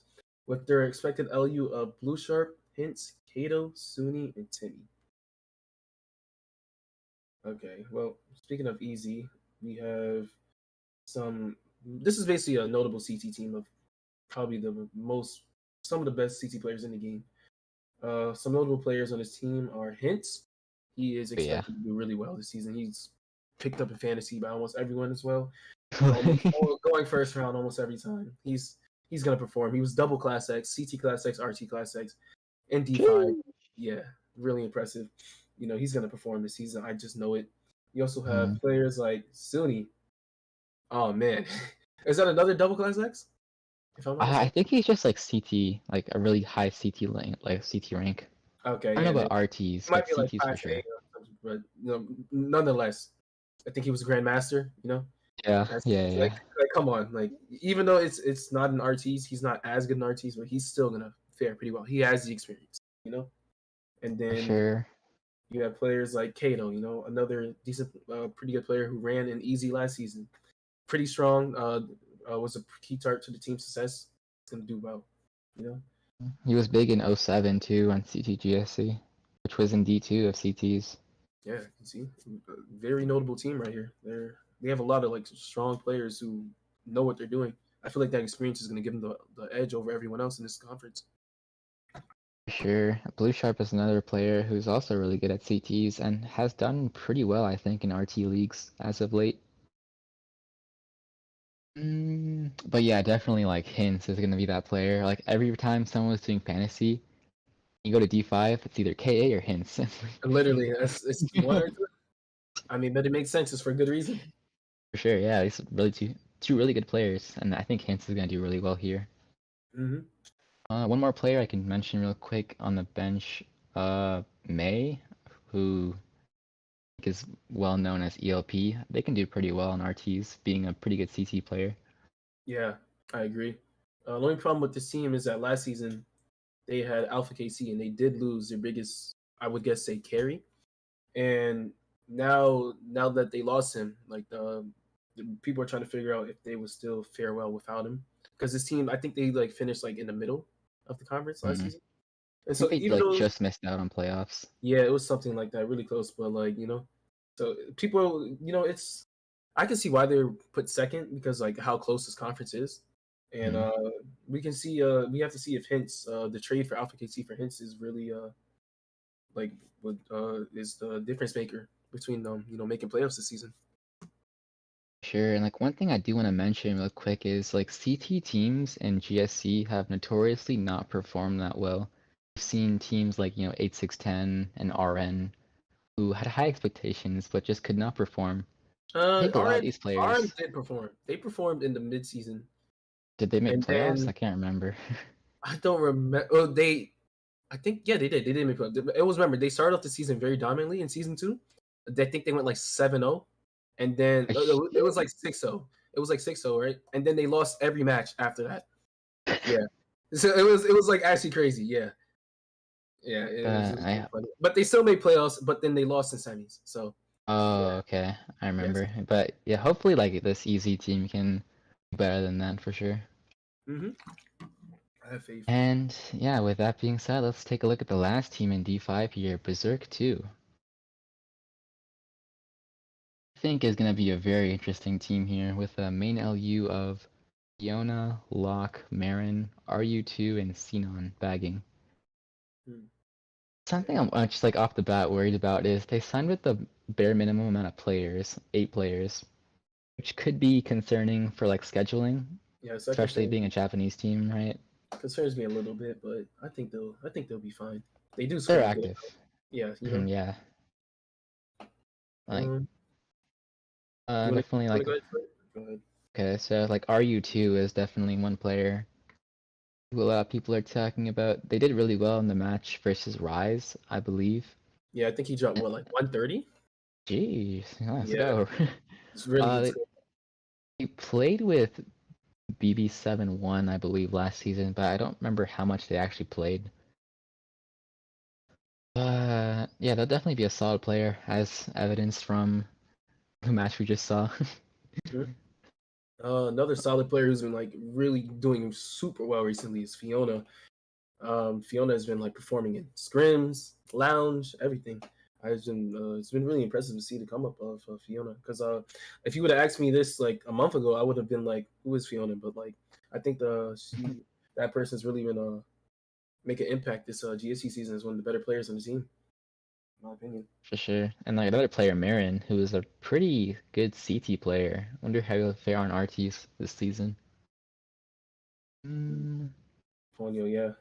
Ponyo, what they played for 5G last season, D3, if I'm not I mistaken. can't remember. Maybe. Yeah, Another player, it's interesting, Paprika. I think it's a Daisy main. I think they have MG world record on Daisy. really? Oh, I think you might be right. Oh wow, I didn't know that was the same Paprika. If that is, that's going to be really interesting to see them play. Oh. And it is like Berserk 2 team. I see them scrimming a lot. They're very active. Yeah, they do. But I have a question, Jane. Do you think that this team is deserving of the first seed in this in the conference? Well, it'll be close because like let's look at the numbers again. Like teams 1 to 4 are just within like one of each other. It's Yes, so close. it That's is what people think. insanely close. So it could honestly go either way. They could be first seed or they could be like 6th seed for all I know. Honestly, I feel like they will make playoffs. In my humble opinion, Mhm. I can see it. Yeah, I think so too. It'll be like really close. Yeah, it'll be really. This is the div to watch out for. If there's any dip to watch out for, it would be this one. This one is going to be the shocker one. I can tell you right now. For sure. And I think like they said they were excited to play BT because it's always nice to see like more Japanese teams playing each other. Oh yeah, that is true. That'll be a fun match to watch. Really fun. See cast at 3 a.m. No, I'm kidding. The 3 a.m. cast. But yeah, MVP predictions for D5. Who do you got? I'm gonna go with my guy. I don't know. Did I pick him in fantasy? I hope I did. But if I didn't, I'm still going with him. Hence, I love the guy. I know his potential in this game, and I know how good he is. He's insane. Strong T tier, even better online. You know, he's just gonna pop off. It's just my One thing to know about Hanks is like he's a very calm player. Like usually if you team kill him, he'll be like, "Oh, don't worry, it's okay." yeah, That exactly. He type of doesn't get stuff. mad. Like he's just like a great guy to be around. Love him, bro. That's why I wanted the MVP to Ziv to prove himself. You know. It's always nice to see people like that. But I think my MVP prediction, the most obvious one, probably KA, right? I think Oh he'll yeah, do really well for HZ this season. that's very yeah. That's a very expected pick. I think he'll fare pretty well. I can respect that. And yeah, with that being said, I think we'll wrap up D5 there. It's gonna be the end of me and xWill here, as we're gonna pass it off to, I believe, Zesty and Dragonfly99 for the later divs. Hell yeah. Zesty should be here, I think. He's in the call at least. I hope you guys enjoyed the lowest three divs. I think especially D5 is gonna be insanely close, and I'm really excited to see how those matches will play out. But we're looking at D4 now, which is the div that I played in last season. Zesty, just like when you're seeing these teams, what are your first thoughts? This is like a D4 that's super different from last season. It feels like you have CY and Gamt who were there last season, but I don't think, and BZ, but QNT coming back to the game, G4L coming back to the game, TNG in this div now, BY a new team. It's like a mix of the old with the super new. Yeah, let's start with QNT because that is a team that I recognize two players on their roster. I'll be completely honest. I know who Loki is, I know he's quite good at the game, and I know who Verly is, and I know that Verly is very good at the game. But any of these other players, fill me in, please. Yeah, I mean, I know some of these players. I played with them like seasons past, maybe like season 13 of Leamfly League. It's the last time these guys played, and they were in D5, D4. That's kind of their range, and to see them in D4 this season, it makes sense because they do have Verly, they do have Loki, and they also have Guma, EXO Guma. I think most players should know him. Oh yeah. But from what I'm told, like it's gonna be really hard to get Guma, Loki, Verly in the same line just because of time zones. And Verly is probably not as active as he once was, and we saw that with their first match where they all ran and they got blown out from what I saw. Yeah, they got blown out by PC. It was, I mean, playing against so many shocks is hard, and they just seem to be a bit outclassed. Yeah, I think without Verly, this team probably won't do very well. But at the same time, Verly is the kind of player who I think in this div, if he's playing to his normal standard, he should MVP. You know what I mean? So yeah, exactly. If he gets 5 matches, that's all you need to get the MVP, and those 5 matches could be enough to make playoffs because I think they have a really good chance of beating anyone if they have Verly, Loki running. But the problem is with this team is if they are trying to just have fun and all run, then that's probably not going to work in today's game, and maybe not in any league. I think one of them will have to end up taking on the bagger mantle at some point. Yeah, ICU is a bagger. I do remember him vividly because I bagged against him in the playoffs the last time these guys played, and he 12-0'd me. I did not get a single shock, and that was the last league match I ever bagged in my life. So I don't know. Story. Like, yeah, he gives me nightmares, and his me is like a little bit terrifying to me. It's like I mean, bagging was a different game back then.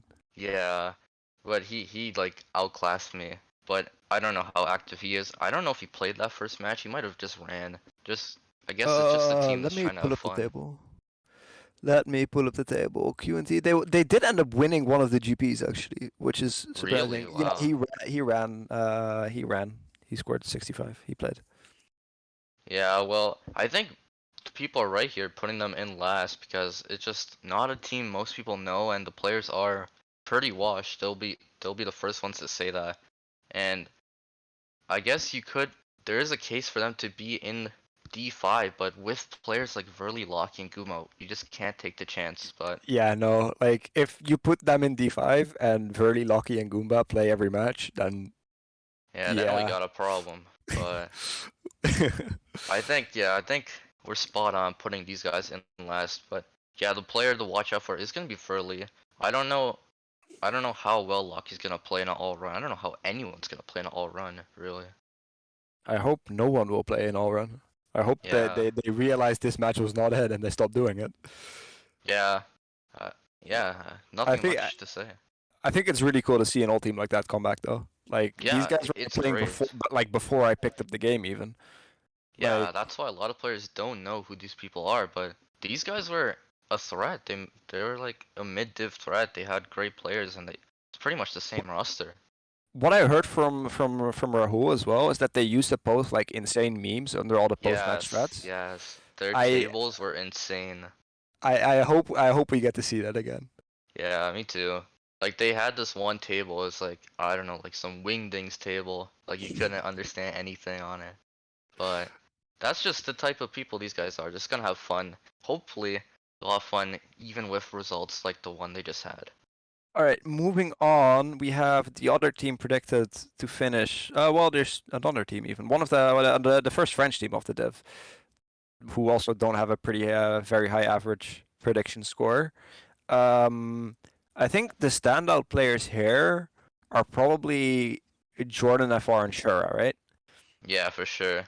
And again, I can see why this team is predicted so low. They were originally in D5 and the prelim seedings had to get moved up, and yeah, it's just Jordan and Shura on this team. Vix is another player who's had like some good moments, but he's just not as active as he once was. And yeah, Shura is your best player in D4, just compared to every other team, I think he's like the worst carry.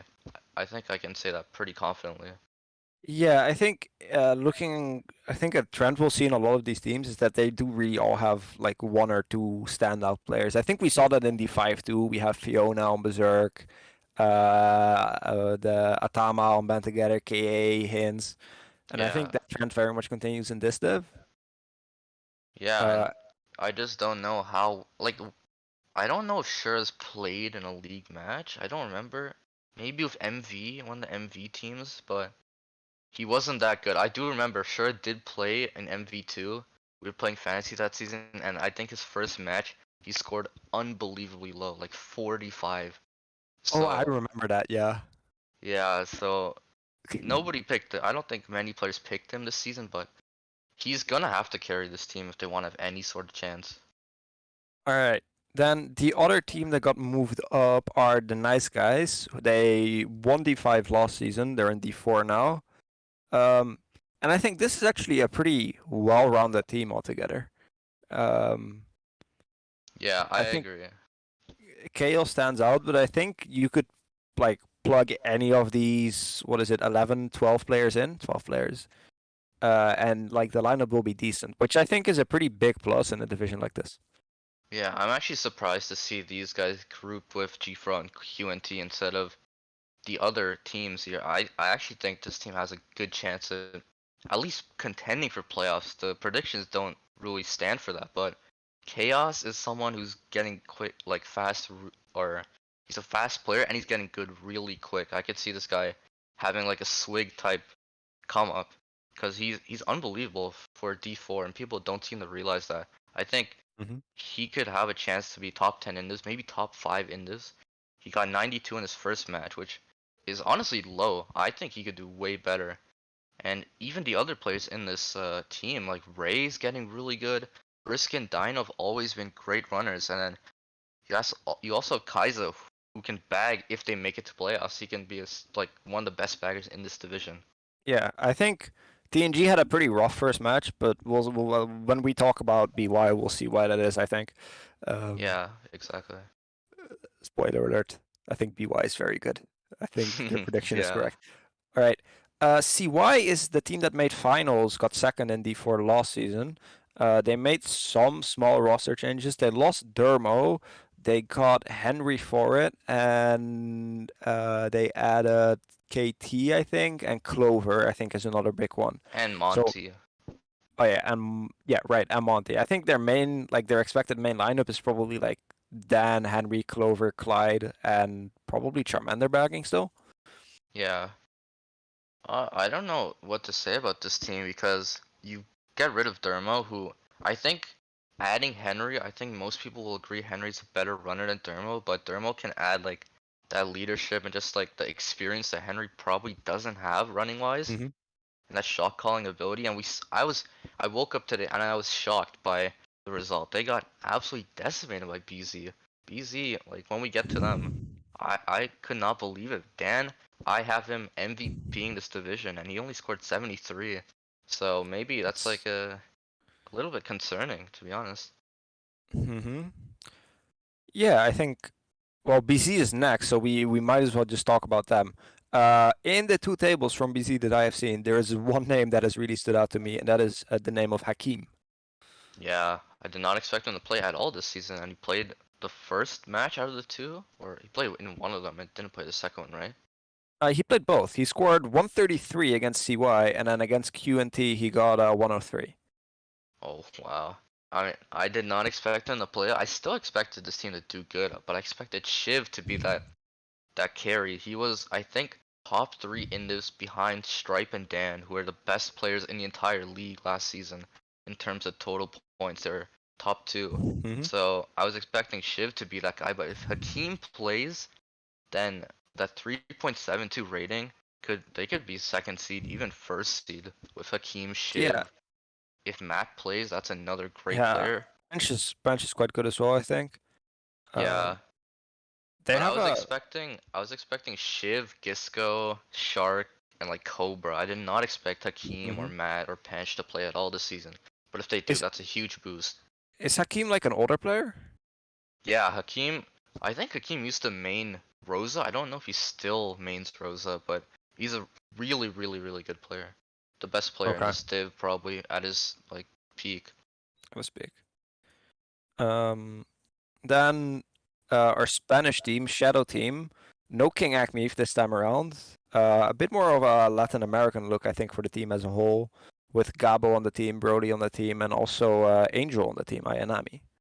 Yeah, Ayanami can kind of replace Acme if, in terms of value. I think Ayanami is a better player than Acme at this moment, and another MVP candidate. This guy in D4 could be unbelievable. Like one like top 10 total points type players.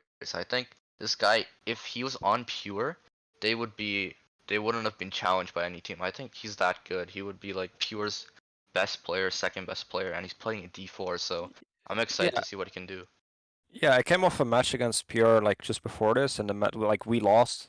We got 10 out, but the match felt pretty playable. So, and I think with Ayanami that would have been a lot scarier.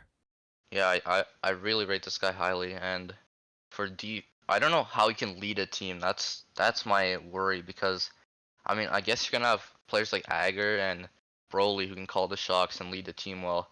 But Ayanami's just gonna be up there every single match, and he's just so hard to play against because being from Latin America, just in D4, Mm-hmm. players just don't know how to deal with that. Yeah, but and players like Francis, Jesus, Jorge, Monster have all been playing together for a long time, so I think they'll be. I think the team will be fine in the chemistry department. Yeah, I agree completely. All I think we right, can then. move on. Yeah, we have another really big MVP candidate on Gamed, which is Ryan UK, who found his way into D4 somehow. Yeah, like there's some stacked players in this division. Ryan UK being another one. This GAM team, if they again another team that likes to have fun a little bit, but this season they really have a chance to win, make it to finals and play against this BY team that we're gonna talk about.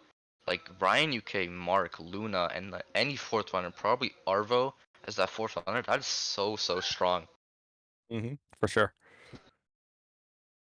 I don't know. Is Log gonna be bagging here? It's gonna be Log, Yeah, right? yeah. Log should be their main bagger. Okay. Well, I don't think they've played a match right. I really want to see what type of lineups they throw out. This is a team that kind of seems like they don't have a main lineup, so just go with whoever's available. All I know from Log is that for their first match, I think Mark and Ryan are both playing. But yeah, Camp is the kind of team where you just never know what's going to happen, and they're in general like, even in the seasons where they weren't necessarily the best team in the div, they're always just a hard team to play against.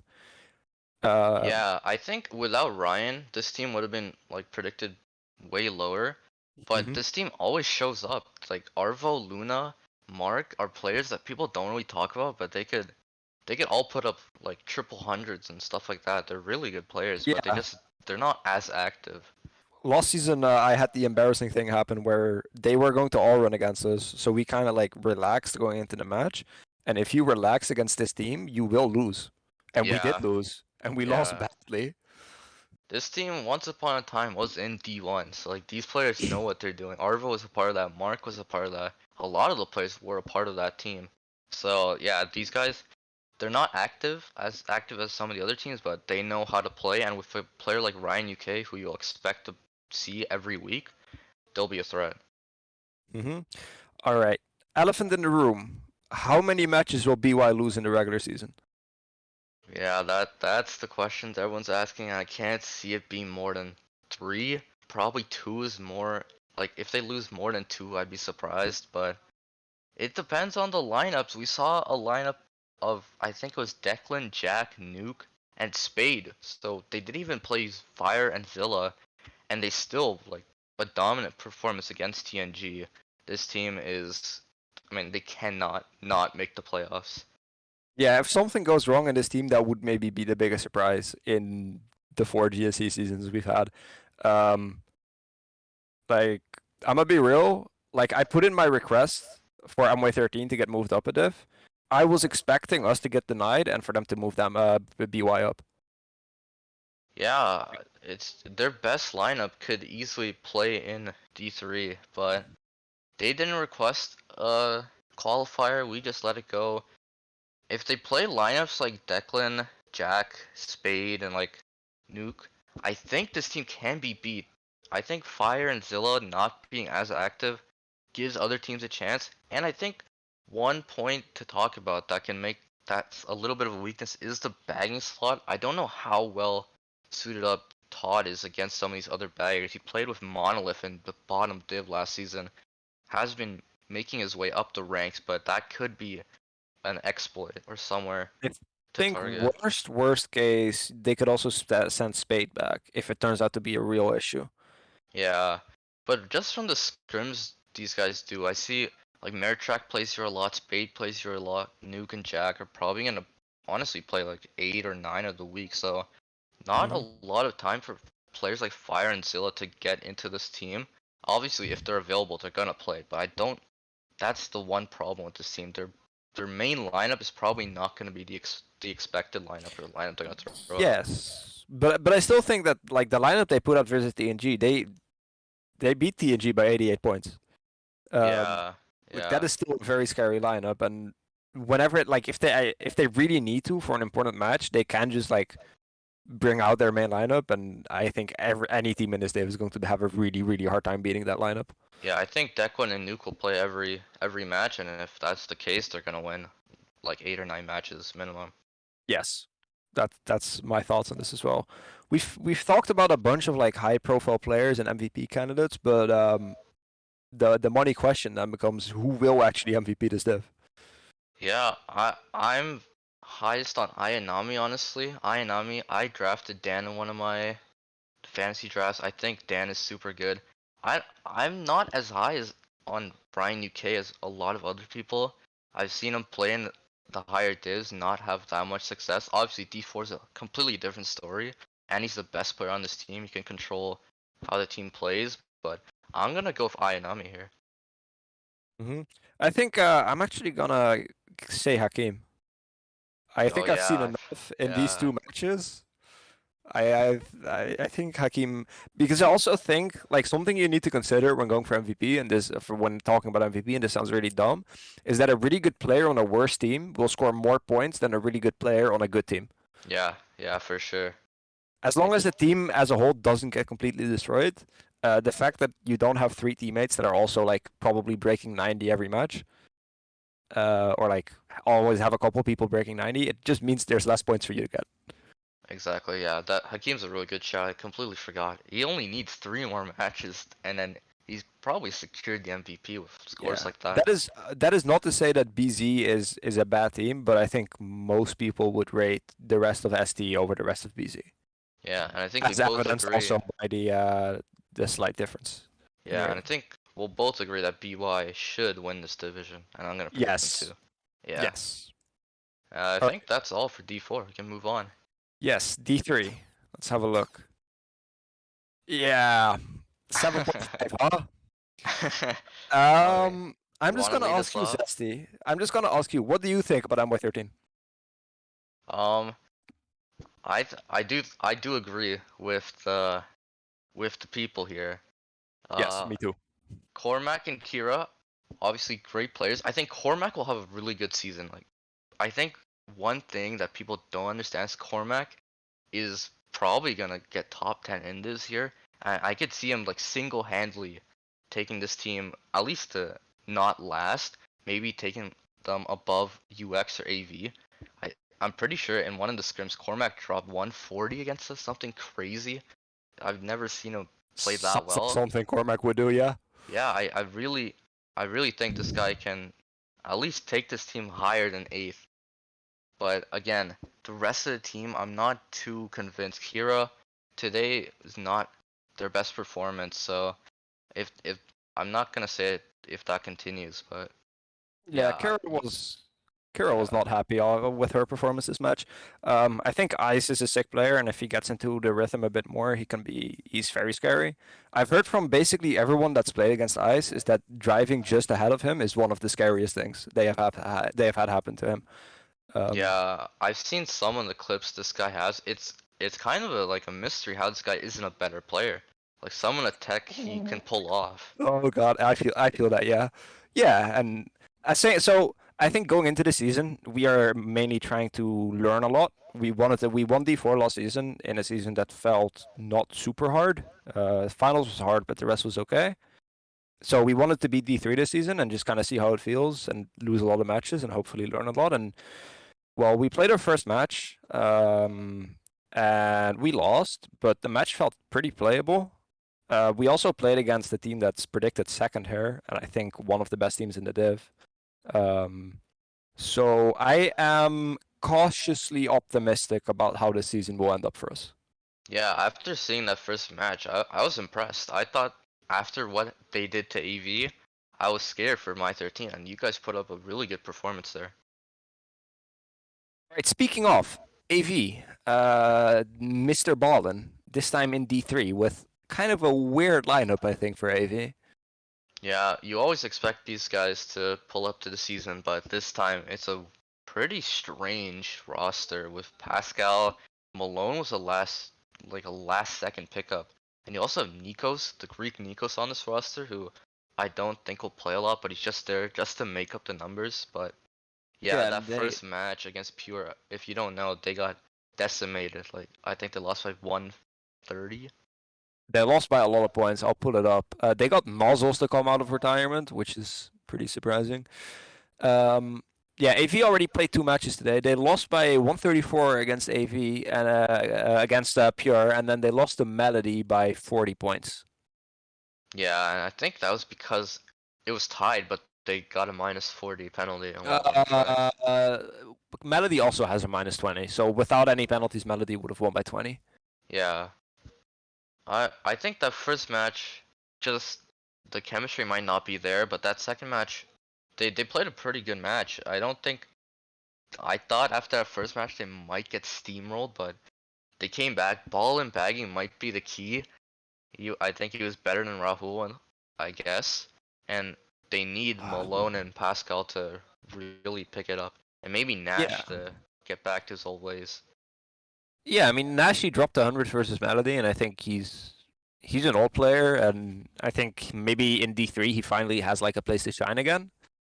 Yeah, I think that Rahul is a very good bagger if he's on his game and de-rusted. I also know that Rahul currently is forced to play on gamepad, which is oh, not ideal, one might say. So we'll see how that develops. I think on paper Rahul should be more than a fine bagger for this div, and I think Ballin is a really valuable person to have running in D3. yeah, I agree, but I can't disagree with them being bottom 2.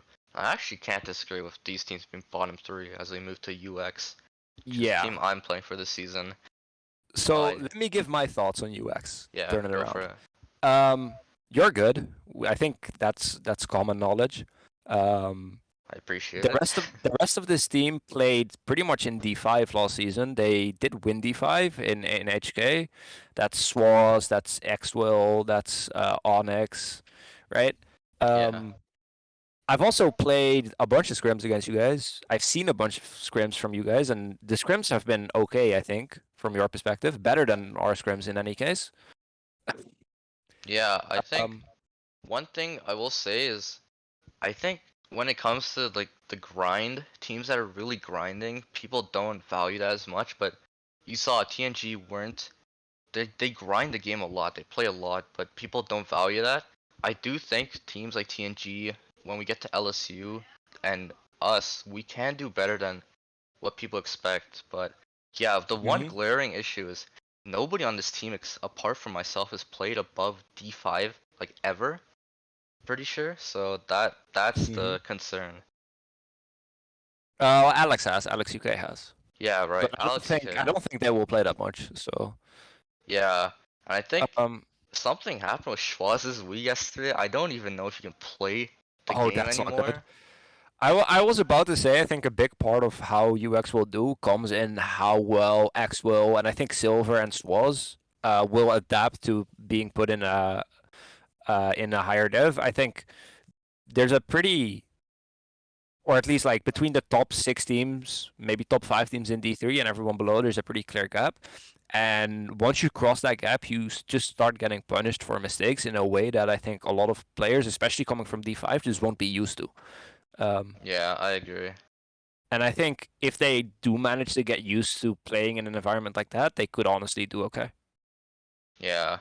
Another And thing I want to say is our bagger Alo, he bagged in Sam the other day. I think a lot of people were watching, and he actually did. That was one of the best matches ever seen on bag. So I'm optimistic in that is regard. Amlo running that this season? Yeah, whenever he gets the chance, I'm expecting him Okay. to run. Okay. Amlo is, I think, really solid going both directions. So Yeah, I agree. If he can play, I think he'll be in our main lineup. But with okay. school and stuff, I don't know. But we can move Uh, on. will you MVP the dev? I don't think so. After what I saw Sal do today, and then that's That's a fair point. All right. Another French team. yeah. Gun. Kyo Bayor, Braux, Fatal, King, Chroma, Nico, Sasa, Space, Sinan. I feel like I've talked about this team like about 20 times already in like the past, what, 2 years of leagues. Yeah, they're always there. They're always. I don't think they're ever predicted to win any division, but they're always a threat. I'm not sure what to say about this team. Fatal is a player I'm really high on, but I don't know how much he'll play. I really think Fatal's the best player on this team, apart from maybe Xenon, but Xenon doesn't seem to play the game that much. He played again. He played in a scrim against us the other day, at least, for what it's worth. Yeah, I think if they can pull out like Fatal, Xenon, Space, Nico, I think this team they're predicted fifth. They should be able to push for playoffs, but the top Yes. 5 teams in this division are like I don't know who you'd count out of that playoff race. Yeah, I agree. I think, yeah, pretty much. I think if they pull up with good lineups, they're a very scary team. I think, like, as a very broad generalization, French teams always have this thing where they're just hard to play against. Um, Not even Mhm. necessarily because they're laggy, but they you just get hit a lot when you play them, in my experience. Yeah, and one thing about this roster, like I didn't even name players like Bayar and Braux who have been improving really fast. I can Mhm. see like a multitude of lineups they could throw out. It doesn't have to be like Xenon and Fatal every week. They can throw out lineups like Bayar and Braux, which could be their demise, honestly. I'm Mhm. not sure. Like the constant switching of lineups could be something that plays into effect. And the last thing I want to mention is who's gonna be bagging more matches? Gonna be Sasa or is gonna be Akio? I don't know. As you are a bagger, do you know? Would you I have a think preference? so. If I'm playing against them, I would Yeah. probably prefer playing Sasa. Okay. And I think from what I've seen, Akio is not super active anymore. So Sasa should be bagging most of their matches. I Okay. also know that if it's really desperate, for example, when people drop just before a scrim that you're scheduled to play, they can send Fatal backwards, which I think is a terrible idea, but they might do it. I've seen them do it before. I've seen a bag, yeah, and I'm scared of that thought. But if they do it Uh, against us, I'll be happy. I mean, he's a good bagger, but you just really want to see him driving forwards, right? Yeah, I think Fatal hit Diamond Lounge. Make of that what you will, but Oh God. yeah, that's pretty good accomplishment. But I think we can move on to Mount Olympus. Yes. This is kind of a weird team, I think. Yeah, like the first match they played, I was not expecting that lineup at all. I think they played Brody, Fred, Lonnie, and Zyra. Yes. From what I I've heard, Zyra is an older player that came back recently. Yeah, I Uh, actually don't know. I've never heard of Zyra, I don't think. so like I've been told that they're an older player that came back. I was watching their POV. They seemed pretty solid. I think they scored one of the best of their team in that match against Fly. Um, they started their season off with a loss against Fly, but it looked like a pretty competitive loss against a team with a 1.76 prediction average. So Yeah, how much does that really say that you lose that match, right? Um, I them not think having Sane and Skenda play, I think those are important players to have. Like Fred, Sane, Skenda, Lonnie's probably the lineup I'm most scared who's of just Skanda? because Skenda, Subasa, Oh, right. I think those are their best four players. Marcus is also on the roster. I don't know if he plays the game anymore, but I yeah, have I think Sane and Fred were a big part of their roster last season. Same thing with Lonnie, and they were a Mhm. threat in D2. Like Kevin didn't play every match. They did have Chi, but Fred's like a really crafty player, probably the most crafty player in this division. I like that word. That's a really cool description. Yeah. Yeah, I mean, Um, there are things that only Fred can do in this division, I feel like. Whether it's a good mhm. thing or a bad thing, I'll leave it at that. Yeah, I agree. All right. Another German team, Melody. They won D3 last season. I think D3 this season is a good bit stronger than it was last season. Um, Yeah, they challenged for D2 and they couldn't make it. They lost to LSU, but I think they have some good competition here with Fly and Pure MT. The two players I wanna shout out are obviously gonna be Charge and Kenny Sachs. They're like maybe the best duo in the in this division. Charge and Kenny, like I can't see mhm. it. Like maybe you take Sal and any of his teammates, but like Charge and Kenny are really really strong, and they should lead this team. I'm saying as far as the finals, like I can't see it any other way. Fly and Melody in the finals, but. I'll take Pure, I think. Yeah, I don't know. I think Kenny is another player like Fatal, pretty underrated. I really hope they can show people. I think Kenny had a really good season last season, Yes, so he did. I'm expecting him to carry that on and maybe be top 5 in Indies this season. I don't think that's that big of a stretch. No, not at all. Yeah, but who else is on this roster? Can they have Kenny and Kenny Sachs, which is pretty funny. Yeah. Uh, yeah, there's Miramag on this roster who's very experienced. There's Karate who's been playing this game for God knows how long at this point. Jizik is on this roster. I think he's pretty solid. So, and if they can get Kenny M to play, I think Kenny M is a pretty underrated player too. Yeah, I think their 3 and 4 runners for the majority of this season is gonna be Sal's and Mark, who's O'Shizzle is I think is what he Oh went by right. Oh, before. xWill's very good. Yeah, I think Mark a long time ago, when we were playing fantasy, we had no idea who this guy was, and he was dropping like huge points in the bottom div. I think his progression has slowed down, and he's kind of overshadowed by players like Charge and Kenny. But Mark's another player who I could see like becoming a really good Yeah, player. he was on season 2 of MKPS. He was in bottom div together with us. And he was on IS2 at that point, and he was definitely the player we were most scared of. Yeah, but with a team with Charge and Kenny, it's hard to be the best player, and Yes. I think this team is gonna be really strong, and I wasn't surprised at all that they wanted to challenge D2. No, especially after winning D3 last season, right? Yeah. All right. I will say I still think that the top 2 teams in this prediction chart are the 2 most likely teams to end up in finals. Let's talk about Pure. Yeah. This is basically UC. Mhm. This team lost to LV in the qualifiers. I think they did take a match, but they lost 2-1 in that series.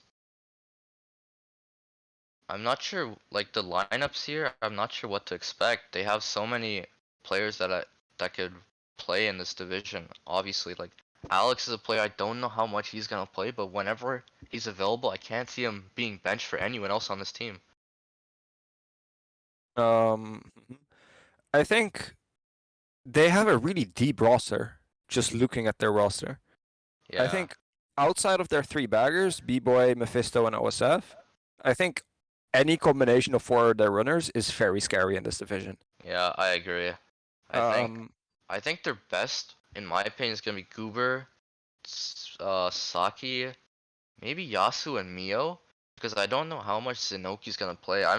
If Zenoki plays against us, I'm terrified because Zenoki is so fast, so underrated, but Yeah, he no, just Zenoki is doesn't play insane. that much. I feel like. Snoki is insane. I think another player I have my eye on is Fusion. I think he's come off a period of being not super active. Yeah. But I know that back during like towards the end of MKPS, he was playing D2, D1, and he was keeping up very well and dropping good points in those divisions. Yeah, I'm looking to see if he can get back into that shape I potentially. remember he was like the 3rd or 4th runner on that SA team that had Jake and Frozen.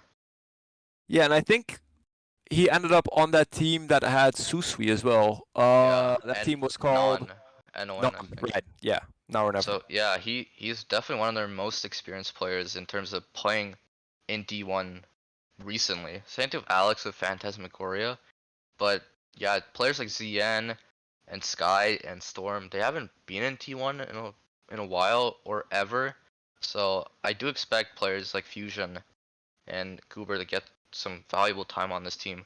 One player I do want to talk about is Mio. I think Mio probably one of the best wheelers in the game. Is there like a wheeler in D2? Maybe I think Justin. I I don't know think if there's one Mio in doesn't D1. play anymore, so Yeah, yeah, no. Mio's He's probably probably the best wheeler, yeah.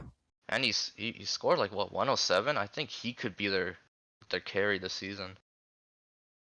He dropped 97 against us, and then like some probably high amount of points against AV. Yeah, I think he's probably gonna be their most consistent scorer. I think that's a problem with this team. I can't see anyone like consistently dropping high points. Yasu did drop double 117s though, so another play to watch out for. Yeah, also another very experienced player. And And I think yeah, once again there was a pretty consensus best team in this division, in Butterfly Effect, aka Team Italy. we saw why with Sal 146 like week 1, and I don't know if anyone's gonna have a better score than that. Zesty, did you know that Sal's is like pretty good at the video game? Yeah, this is the dream situation for Sal. I feel like he can lead this team. I think everyone respects him. He can call every shot. He can like he's one of the better leaders I can say like in this game. I feel like he doesn't get the opportunity with Moonblast. You have players like Joss who try to do that, but this is his team, and I think they could go 10-0 like easily. Yeah, for sure. But the other players on this team, that's the problem. Like Sal, it's not like UX or some of the other teams. Sal has some great company. Like Alex has been getting better at the game. Like he was like hard stuck for a while, but now he's actually a threat. Honestly, I think a lot of players don't say that about him, but he's getting good at the game, like better than he was before. Cross and Raz is a huge part of that Melody team that won in D3, and now he's on another team that's probably gonna win D3. So maybe he's the key. Mm-hmm. And they also have Sarah the team. best bagger, right? Scamp is easily the best bagger here. Yeah, probably. You have the best runner, in my opinion. You have the best bagger. Depth-wise, probably one of the best. I mean, I can't see a weakness with this team. Me neither. I still need to play against them. I want to see them play against Pure. I think that match will be cool. Yeah, definitely a I castable hope match. we can find a weakness by the time we play them. Yeah, I think Melody and Pure are like, I'd say the only teams that can go toe to toe with them. Even then, players like Sal are just gonna drop 120 against any team, no problem. Yeah, I'm just gonna go ahead and say that Sal is probably MVPing this division. Yeah, I'm gonna go Sal too. I do have him in one of my fantasy drafts, so Oh god, that is a I good pick. That is a yeah, good pick. he was there when I was the 7th player in the draft to pick, and he was still there. So I mean, I I think didn't he's get to do gonna. a fantasy draft. I'm mad. Yeah, it sucks. I wish every team did it. I think it's so fun. It's just like it's genuinely putting in the numbers is so tedious. Yeah, that's the And only like problem. especially this semester, I just do not have the time to spend an hour each week doing that. Yeah, So it's so hard. It's like takes a lot of time. But yeah, I think we both agree Fly are gonna win the division with their MVP Sal taking them to the promised land. yes, You can move on to aka D2. D2, the Yep. promised land. Oh wow, I haven't seen the predictions. I'm surprised at the top here, but we'll start at the bottom with LV. They fought their way tooth and nail against Pure, winning that series 2-1 as I mentioned before. They have a great lineup, but I don't think Derek can play the game. He did not play week 1. I don't know what happened to him. Life, work, being busy. Yeah, I think he also doesn't have a working Wii. I think I heard that somewhere. That doesn't help when it comes to playing the game usually. Yeah, Um, but without Still, him, their still good. their main lineup is still like Ivan, Stripe, Stubbs and Stubbs. Psycho. Yeah, Stubbs and Ivan went off in that qualifier match against Pure. And when I Yeah. mean they went off, they went off. I think Ivan had a 130 match, 140 match, something like that. Yes, let me pull up the tables really quickly. Ivan scored 138. Then in the match I lost, he still scored 96. And then when they won again, he got he only scored 63, but Stripe scored 117. So like checks out.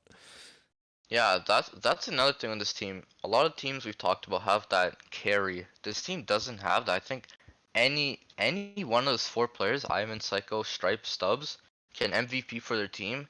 But again, that could be a problem. You don't have a consistent top scorer or just consistent scorer in general. I think this team is very consistent. I think they're like wider at the bottom of these predictions is the fact that I think none of their players individually match up to some of the other players we'll talk about. Yeah, I completely agree with that. There is no Batcake on this team. There is no Yasuo on this team. There is no Olafray on this team. There's no player you'd be super scared of playing, which is something you could say about I think every other team. Yes. There's no Asmac on this team. Speaking of. Yeah. And I think in D2 it doesn't really matter that you have 4 strong D2 capable runners. You just need someone who can take you that far, like a Sal, like a Yasuo, someone like that. But MV on the other hand don't have that problem whatsoever. No, they seem to have multiple time Division 1 MVP Asmac on their team, and he seems to be playing a match. Yeah. How did he get here? Were you in the Lightspeed call when they were playing Megavolt? No, I watched the stream and Asmac was honestly the Aspect did not play good at all, and they still won, which is a scary thing. He only Yeah, like it's weird to say, but he only scored 98. yeah, that's like one of his lower scores in recent memory, I think. Yeah, he did not play good at all. He'll be the first one to tell you that. And even then, Jorge came through. 64, a player no one ever talks about in any div. He was really good in D2. Like 64 in D2 is I don't think that's ever happened, but if players like him and Fernandez and Yax can actually put up good numbers, this team can make the playoffs. Yeah. Also, something I just want to notice. I think this is the first Megavolt lineup ever without Lifeboat on the roster. Yeah, Lifeboat. Yeah, he's He not is here. not. He's just not on their roster. Oh, I that's mean, strange. I think he hasn't touched the game in ages at this point, but Yeah. still surprised that he's just not there. And another thing, they added Sebas as their bagger, who's probably an upgrade compared to Colvin, Horse, and Jaggy. So, Jaggy? Yeah. like, they're not only scheduling for Azmac, they also have to schedule for Sebas, who's another Japanese player. Yeah, and I think having the schedule for both makes it always easier to like play Yeah. them. And And Sabas is a really good bagger, so Yeah. I think we should also talk about Jorge. Finally back to playing Wars. I don't know when the last time he played Wars was, but he was I'll the be honest, MVP, I think, in that match. I didn't realize there was a second Jorge. I was like, who is this Jorge on MV? I know who the Jorge is, but this was before my time, I think. Yeah, and we saw like he's ready. He got He is. second. He got second in the Mogi tournament, that 2v2 tournament with Barry, and he's like getting back to like D1 form. This guy could be a threat next season if he moves to another team. And even on MV, he could maybe like in some crazy world outdo Asmac, but I doubt it. Doubt it. But Asmac and Jorge is probably one of the scariest duos in this division. I can't see anything that threatening. I'm just gonna say it. I think Megavolt will significantly outdo their 6.43 prediction average. Yeah, I think it's because Asmac, people don't believe that they're gonna schedule for Asmac or if Asmac's enough to take this team to the playoffs. But after that first match against the team people predicted to win this division, I don't know. All right. I'm just gonna say LSU. I think I'll keep it there. Yeah. LSU. AKA the Brody and Sam show. I think pretty would be fair to much. say.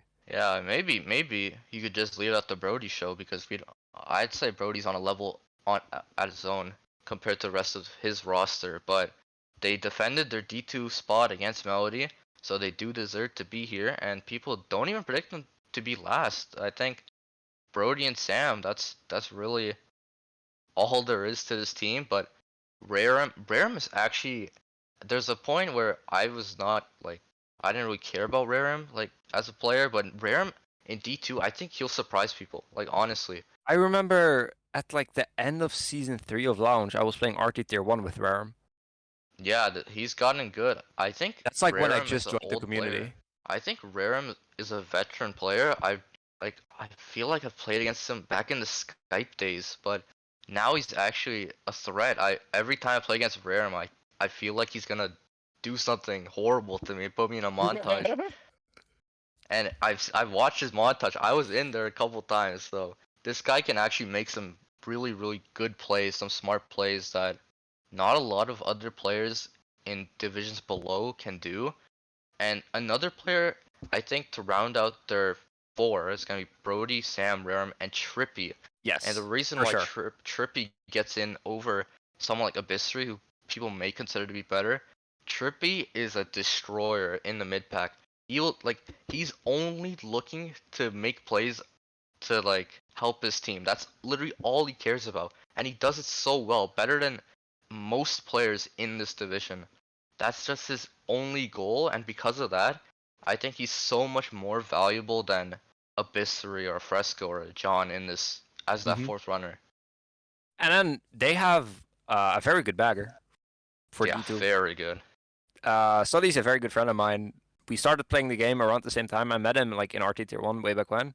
I picked up bagging first, Then he picked it up, and 2 weeks later he was better than me, and I was like, oh, what happened here?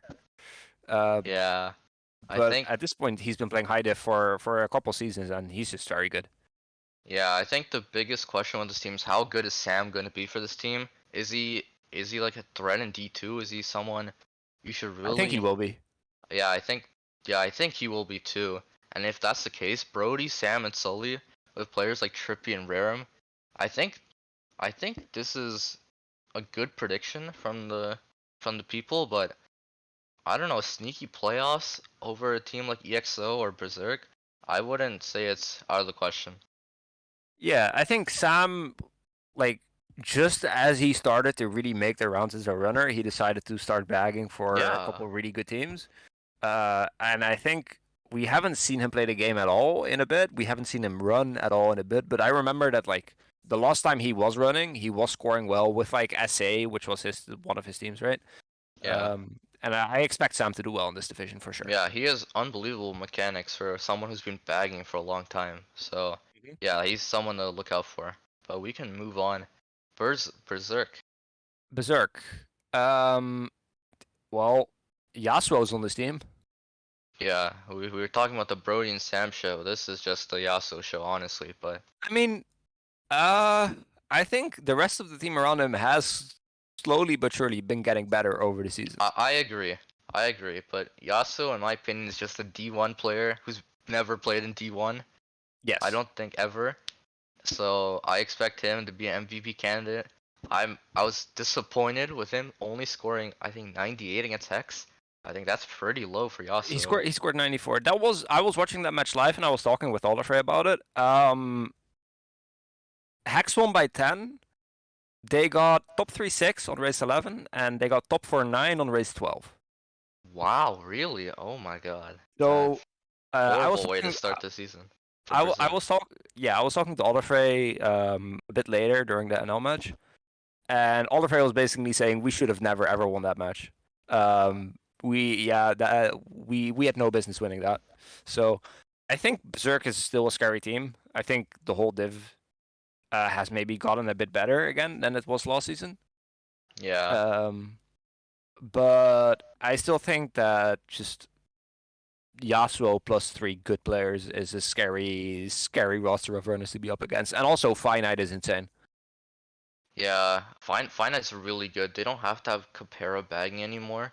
Capera's a really valuable runner on this team, in my opinion.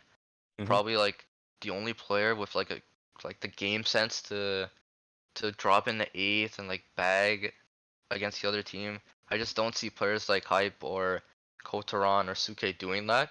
So having him run is a huge bonus for this team, and having Finite bag, I think Finite, like low key, could be one of the better baggers in the entire game, and he's playing in D2. Yes, I agree. I could see him destroying shot counts, really. Then Explorers of Time. Yeah, this team is something weird about this team because it's a team like LV, because there's just one really good player on this team, in my opinion, which is Tekken, who doesn't play that much, and they have like lineups of Yasher, Zane, Artie, and Max, and they still do unbelievable. Like I don't get it. They're just way better than they should be, in my opinion. Yeah, Max scored 115 against LV in their first match. There's just not a carry on this team other than Tekken, but it works. It just works every season. Yeah, they don't have Alex this season anymore, who is playing for Pure, of course, but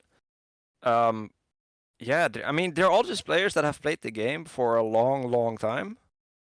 And that are very good. They have Artie, Mr. God Gamer himself, CTD1, RTD2, Mario Kart 8 D1. Like, okay. Yeah. Leave some space for the rest of us, will you? Yeah, what a resume that is. Yeah. Yeah, that is a resume. I just want EXO to finally win something. Can I be honest? I want this team to win something. They deserve it. Put it. Yeah, I think last season was their chance. They were the 4th seed. They beat the 2 seed. They were a 3 seed. They beat MT, and in a hard fought playoffs against Lightspeed, in the finals against Lightspeed, they didn't come out on top. And now the competition, I think is scarier than last season because this division like 7 teams deep in my opinion, Yeah, and for sure. it's gonna be a fight. They did get their season off to a good start against the 8th team in my opinion, so something they were expected to win and they did win. I So think something to make note of is that Orange is back in the bagging department. He spent a couple of the seasons running in D3, D4. But I'm assuming he was running actually. he ran, yeah. They have I Gary and was, Kona, who are the new baggers I was here. kind of expecting Orange to be back to bagging high div, where he's very, very good, of course. So Yeah, if they do make the playoffs, I could see them throwing Orange into the bagging battle. But I think if Mank is available, Mank is a game changer for this team. I don't think Gary or Kona are on the level of Mank, no, and for sure. we'll see that come into play at some point. And the reason why they got players like Gary and Kona, I'm assuming, is because Mank is not going to be as active, and that's a worry for the playoff hopes, in my opinion. All right, then I think it's Apocalypse next. Yeah, I'm surprised to see this team third. I think Thunder and Batcake is super strong. I've always talked about like these duo pairings. Batcake and Thunder, that's like two D1 players in my opinion. Yes, for sure. They have, I think, probably Camelot next to them in their main LU, and then I think any fourth runner who is not Tom will do. Sorry, Tom, I love you. Yeah, they played Batcake, Thunder, Beat, and Slide as their four Yeah. against I don't remember which team they Again, played. they beat LV by 112 pretty convincingly, and that is without Camelot.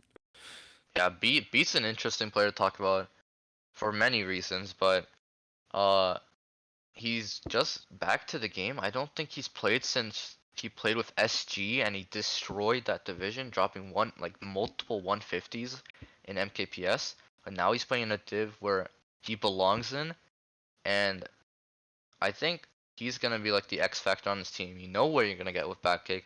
You know what you're gonna get with Thunder. It's what these other guys can do. Mm-hmm.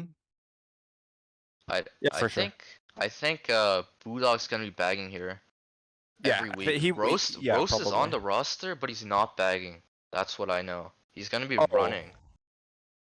So Roast could be a fourth runner. It could be Batcake, Beat, Roast, and Thunder, and that's still pretty strong. is Rose a good runner? I don't think I've seen like some tables here and there, but not much. I think I don't know. I think their best lineup would be Batcake, Thunder, Beat, Camelot, but I don't know. I haven't seen Yeah, that's Camelot what I would play. say too. I haven't seen Camelot play in a while, so maybe Roast. Slide's pretty active too, I think, and Slide played in that match, played pretty good. They won by a decent A amount. I lot of don't think there's points. a Yeah, like problem. 100 So something. I really think this team can make the finals over one of the top two teams. And I think we can move on to one of those top two teams in Curse. Yes, this is AV from last season, isn't it? Pretty much, they don't have. I think Sharon was on the roster last season.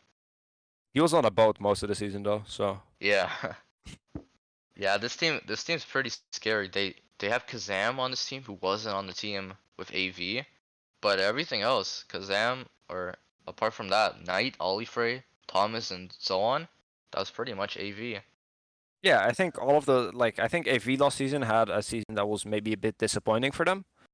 Yeah, And I think this team is very much like Knight, Olafrey, Thomas, Zone. That is basically the AV lineup from last season, right?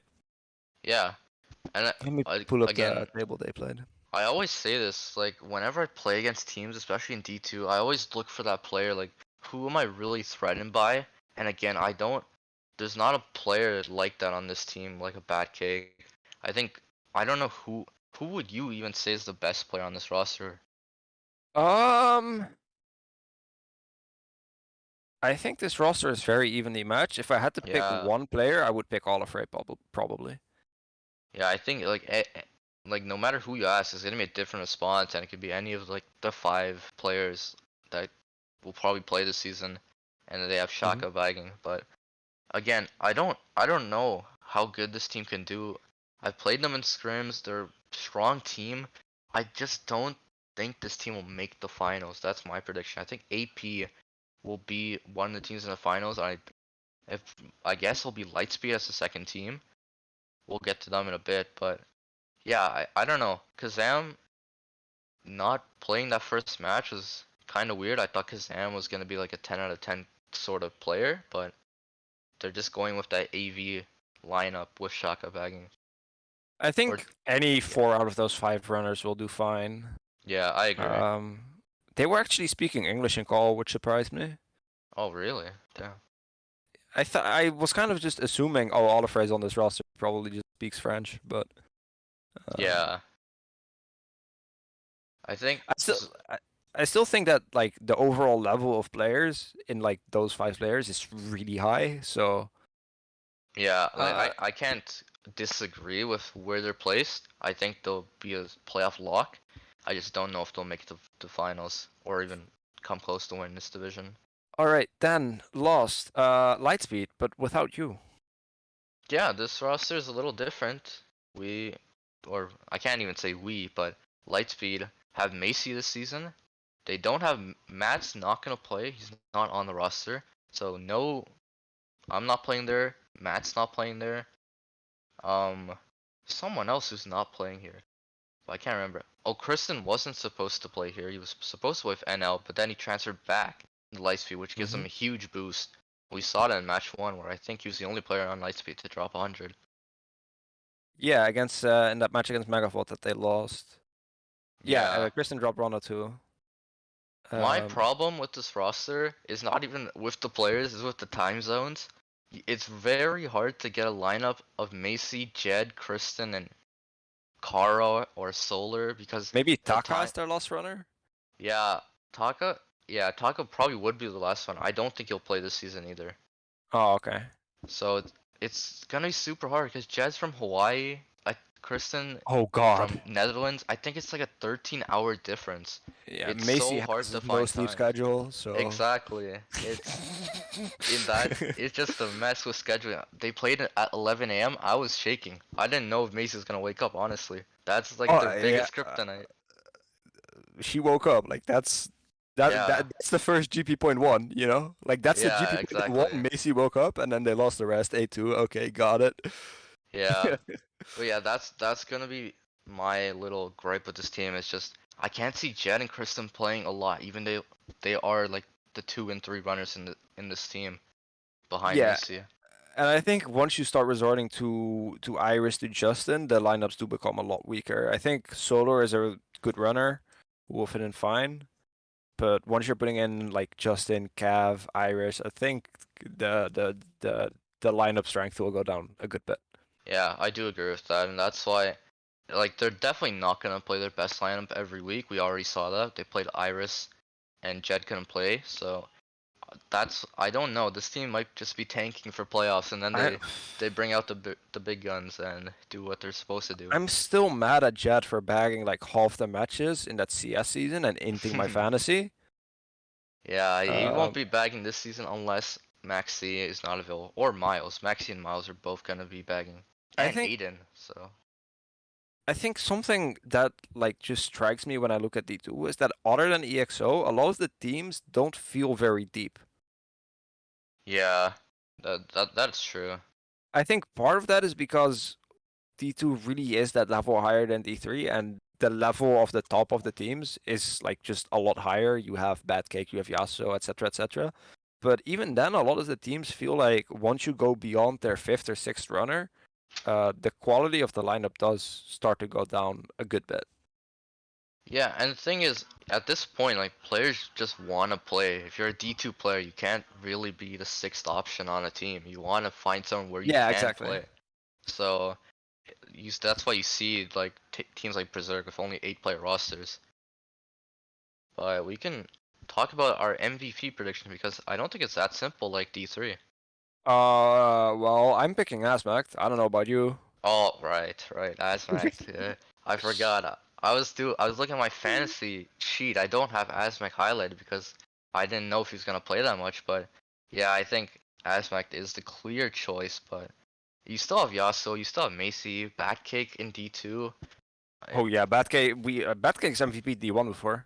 Yeah. So if Asmac didn't exist, I think there'd be some sort of debate. But 98 to start the season for Asmac, then some of the competition are definitely gonna get a head start, but probably not big enough for anyone else to take over. No, I would not be MVP. surprised to see a couple Asmac 130s at some point this season.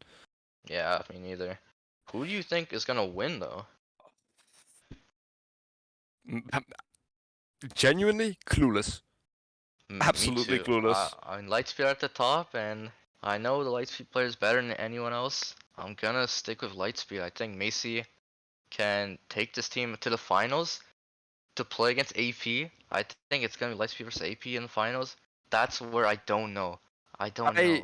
I would not be surprised to see Lightspeed, Curse, Apocalypse, EXO, Berserk, or MV in finals. I think LSU and LV is a bit less likely. I think any of those other 6 teams can appear in finals, and I will not be surprised.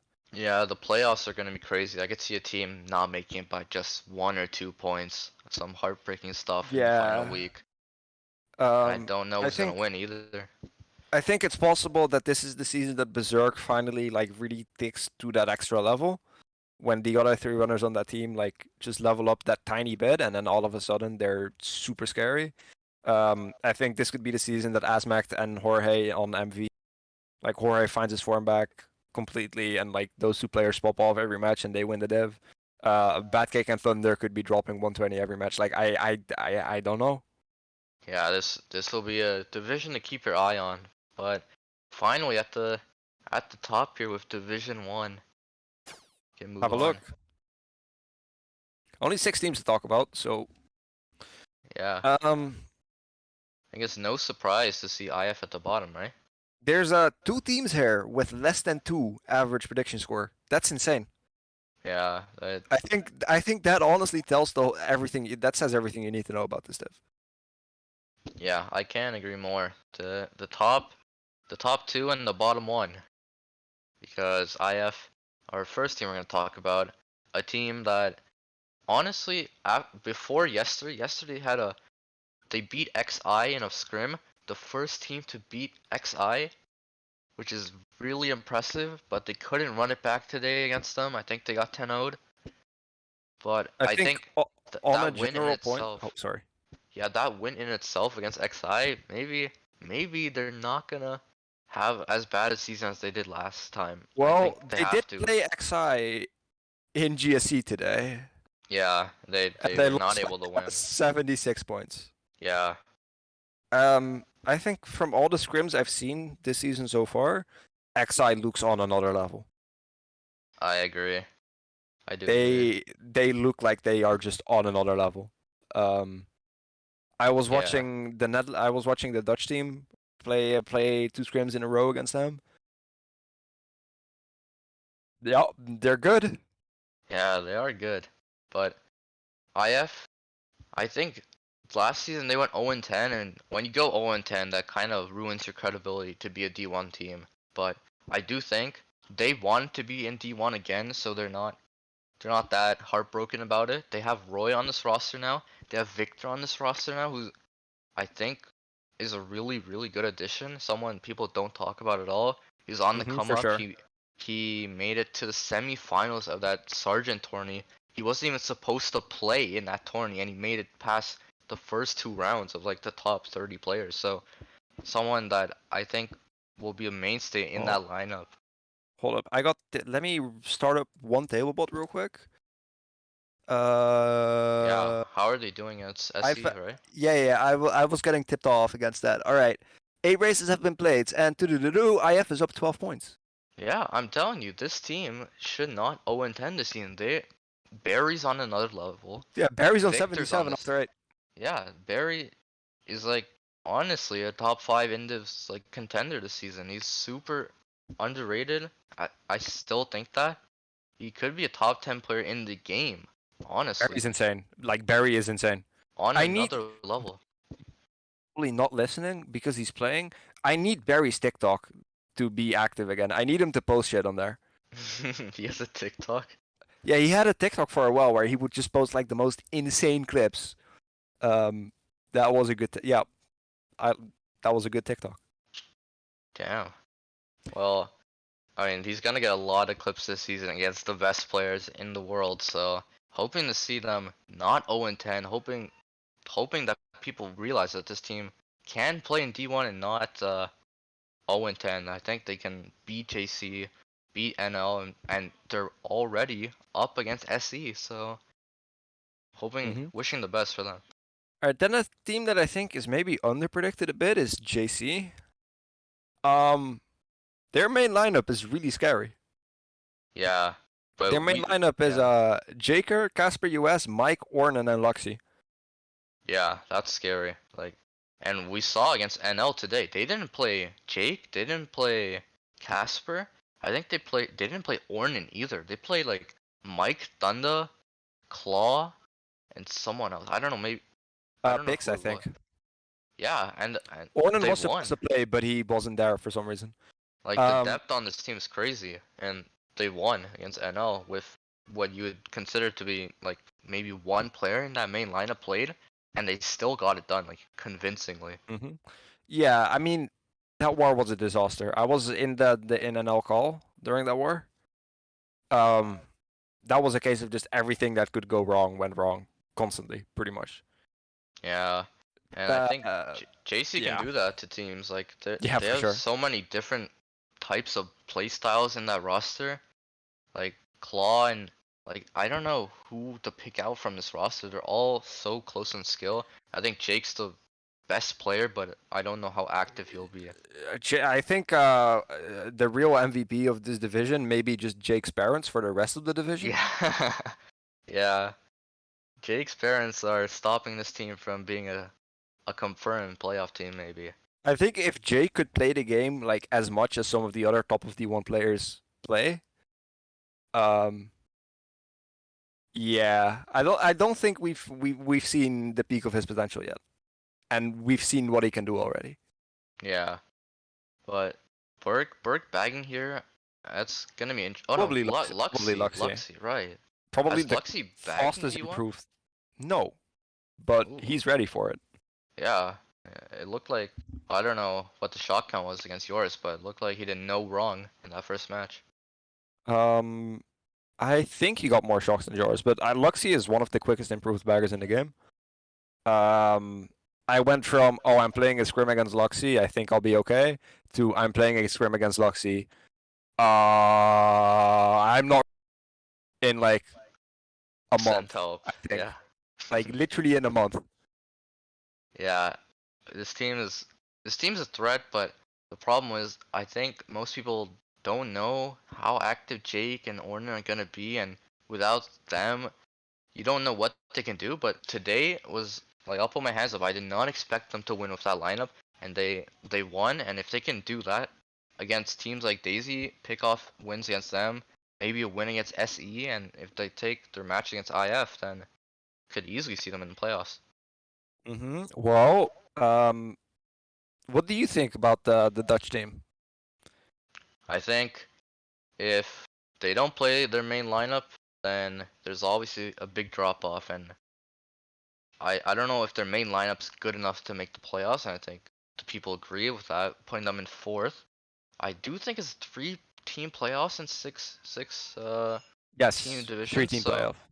Yeah, fourth is not good enough here, and a loss against the team predicted in fifth is not a great indicator of how they're gonna do here, or it's not a good start at all. They convincingly beat Daisy the match before that.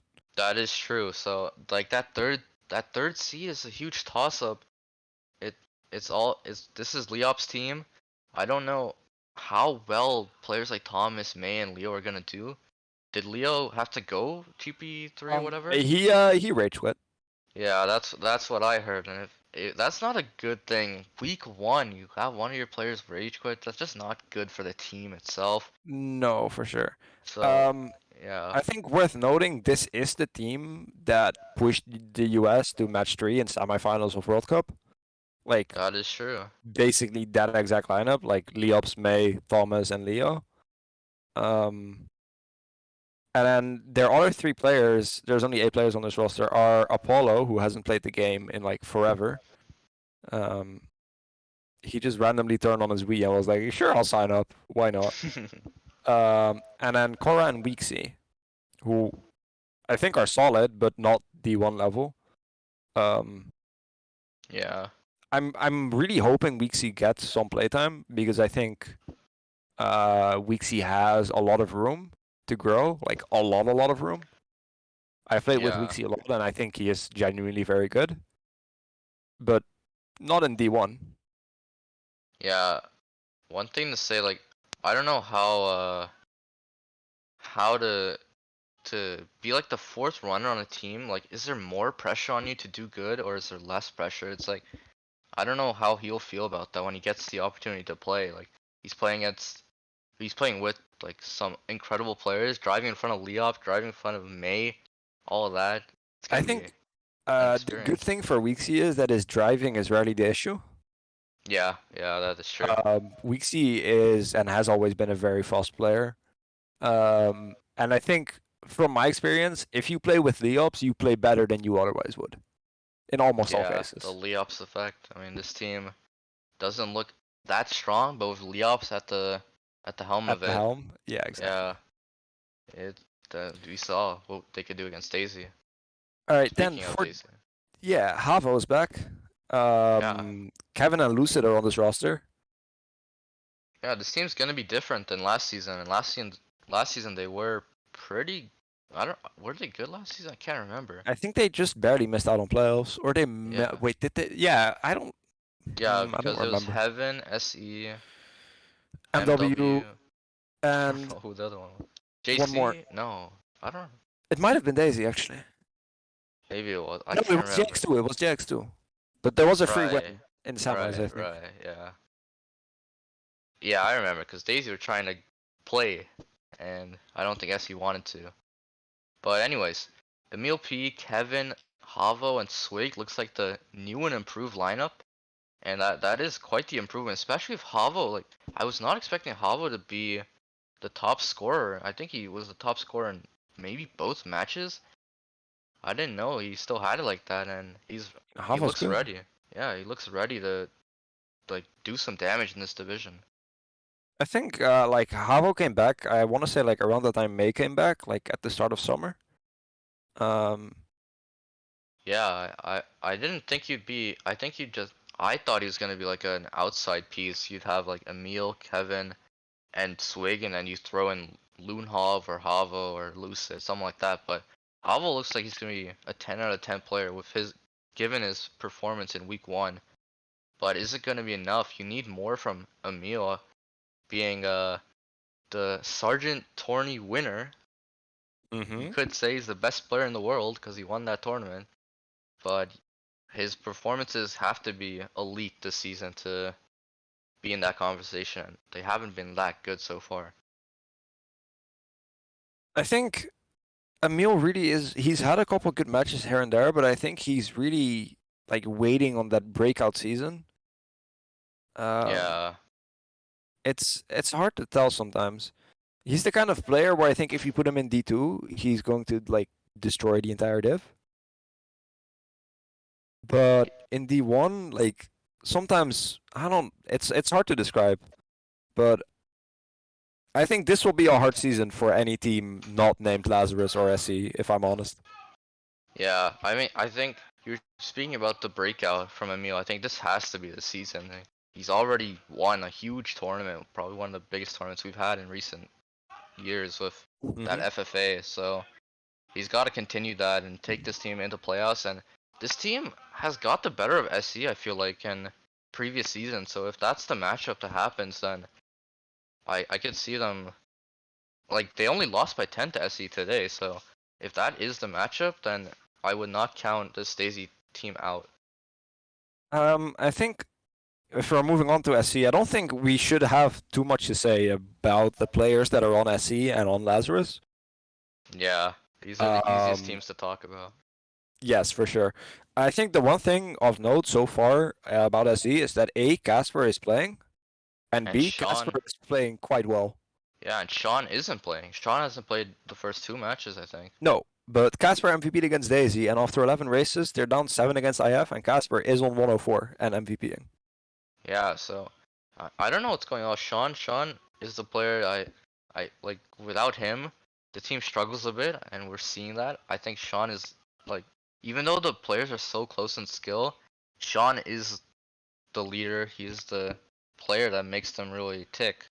But I don't know if he's not I playing this season as much. We're gonna see close matches against teams they probably should be putting away. I think something that might happen is that if SE thinks, oh, this season is getting a bit scary and we want to lock in our spot in playoffs, they'll bring out Sean for a couple matches. And I think SE with Sean and Casper is like Yeah. their main lineup might be something like Sean, Casper, Revise, Revan, Mac. Um, yeah, Yeah, those are players. yeah, Yep. I mean they lost Faisal and then they added Casperino, so they didn't really get that much worse. And I I mean the competition, if they make the finals, is XI. Maybe another season without a banner for these guys. It's just looking that way, At the but same time, XI also haven't won something. Well, they won like this season 2 MKPS like end of season thing that no one really cared about. yeah.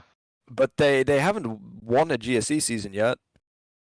Yeah, it's gonna be. I don't know. I want to say it's gonna be interesting, but when we can talk about XI right now, I just don't think this lineup loses more than one game the entire season.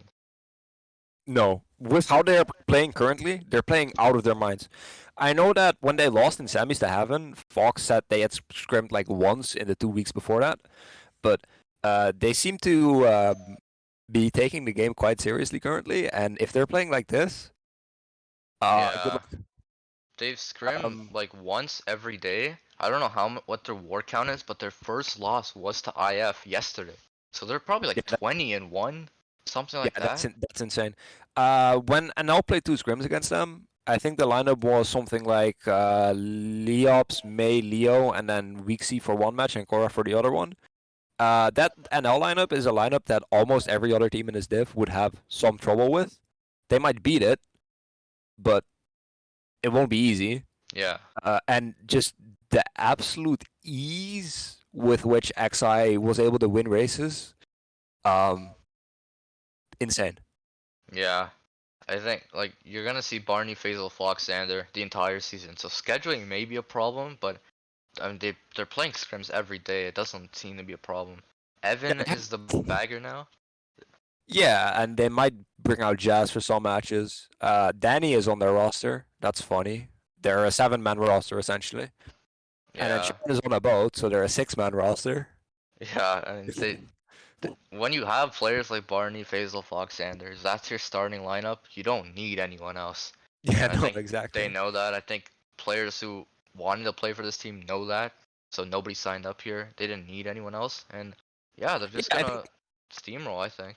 I think an interesting conversation to have maybe as we're rounding this out is that if you look at like pretty much all other like major esports, teams will have maybe one substitute player. If you look at League of Legends, it's like Yeah. teams of 5 and they have a sub that never plays. Counter-Strike, same thing. Rocket League 3, same thing. Valorant, same thing. And I think it doesn't surprise me that at least some of the teams in the highest divs are moving to a similar approach. Yeah. You saw that with JX and we're seeing now with XI. Yeah, But exactly. yeah, I think MVPs the only thing we need to talk about because I think we both think XI are winning this division. Yes. Yeah, so MVP is there's a few, but There's no Asmact, so there I is can't no say Asmact, unfortunately. I could say Leops as the best player on maybe a slightly weaker team. It could be any of the Lazarus guys. It could be Barry. It could be, yeah. I'd go with I'll probably go I'll go with Xander, honestly. I know Fox is probably like the player people think is gonna MVP on XI, but Xander's just a consistent 100 bomb every time. I just don't know. There's something about that guy. He I have doesn't. won by 2, by the way, against They SE. did. Wow. Yeah, Oh, Casper scored 119. I have 10 last season, 1-0 or 1-1 this season already. Or yeah, 1-0. and Dermo popped off in rap chat. Yeah, good for him, honestly. Good for him, for sure. That's a sick win to get this early in the season. Yeah.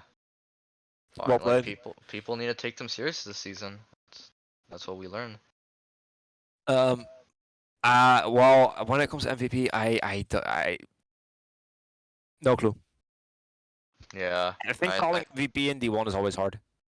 Yeah, I think whoever MVP is this season will be the only player other than Asmac to MVP in the GSC, because I think Asmac's MVP'd all 3.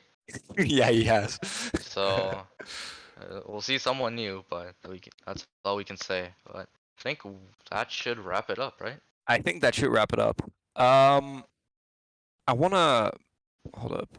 We didn't do the bottom 3 divisions. Is there anything that just like springs out about those 3 divisions you want to talk about before we leave? Like very quickly. Who's winning them? Let's start there. Who's winning them? I'll say that I think that XIV team, L14 in Mhm. D7 is pretty good.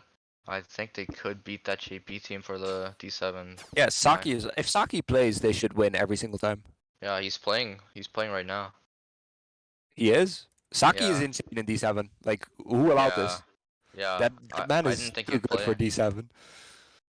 But in D6, I honestly want to say HK. I don't know where they're predicted. I don't think people think of them that highly as like the winners, but like a playoff. They're like a playoff lock, but not the winner type of team.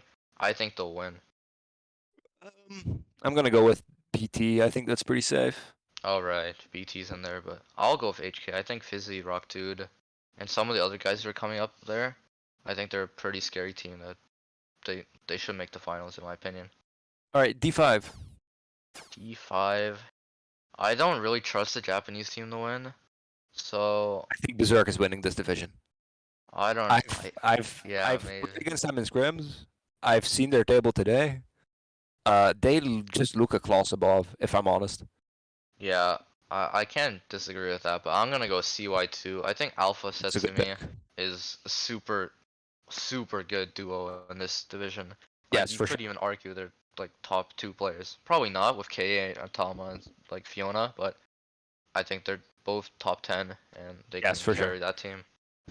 But yeah, I think it's gonna be Berserk versus CY or Berserk versus the other Japanese team, BT, in finals. All right, that's enough, I think, for us. yeah. Huge shout out to Ford for being here for the 2 hours and 40 minutes we've done this. So Yeah, we rambled on a bit too long. I'm sorry about that.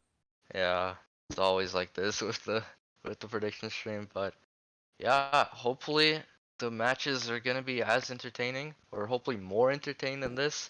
I hope Hopefully they we are see more some entertaining than upsets. this. Hopefully we get to cast a lot of them this season. Yes, we have stream hosts. Hooray! Yes. Hopefully, yeah, a lot of hopefully, because a lot of good things to look forward to this season. But yeah, with that, I think We're signing off, I think. yeah.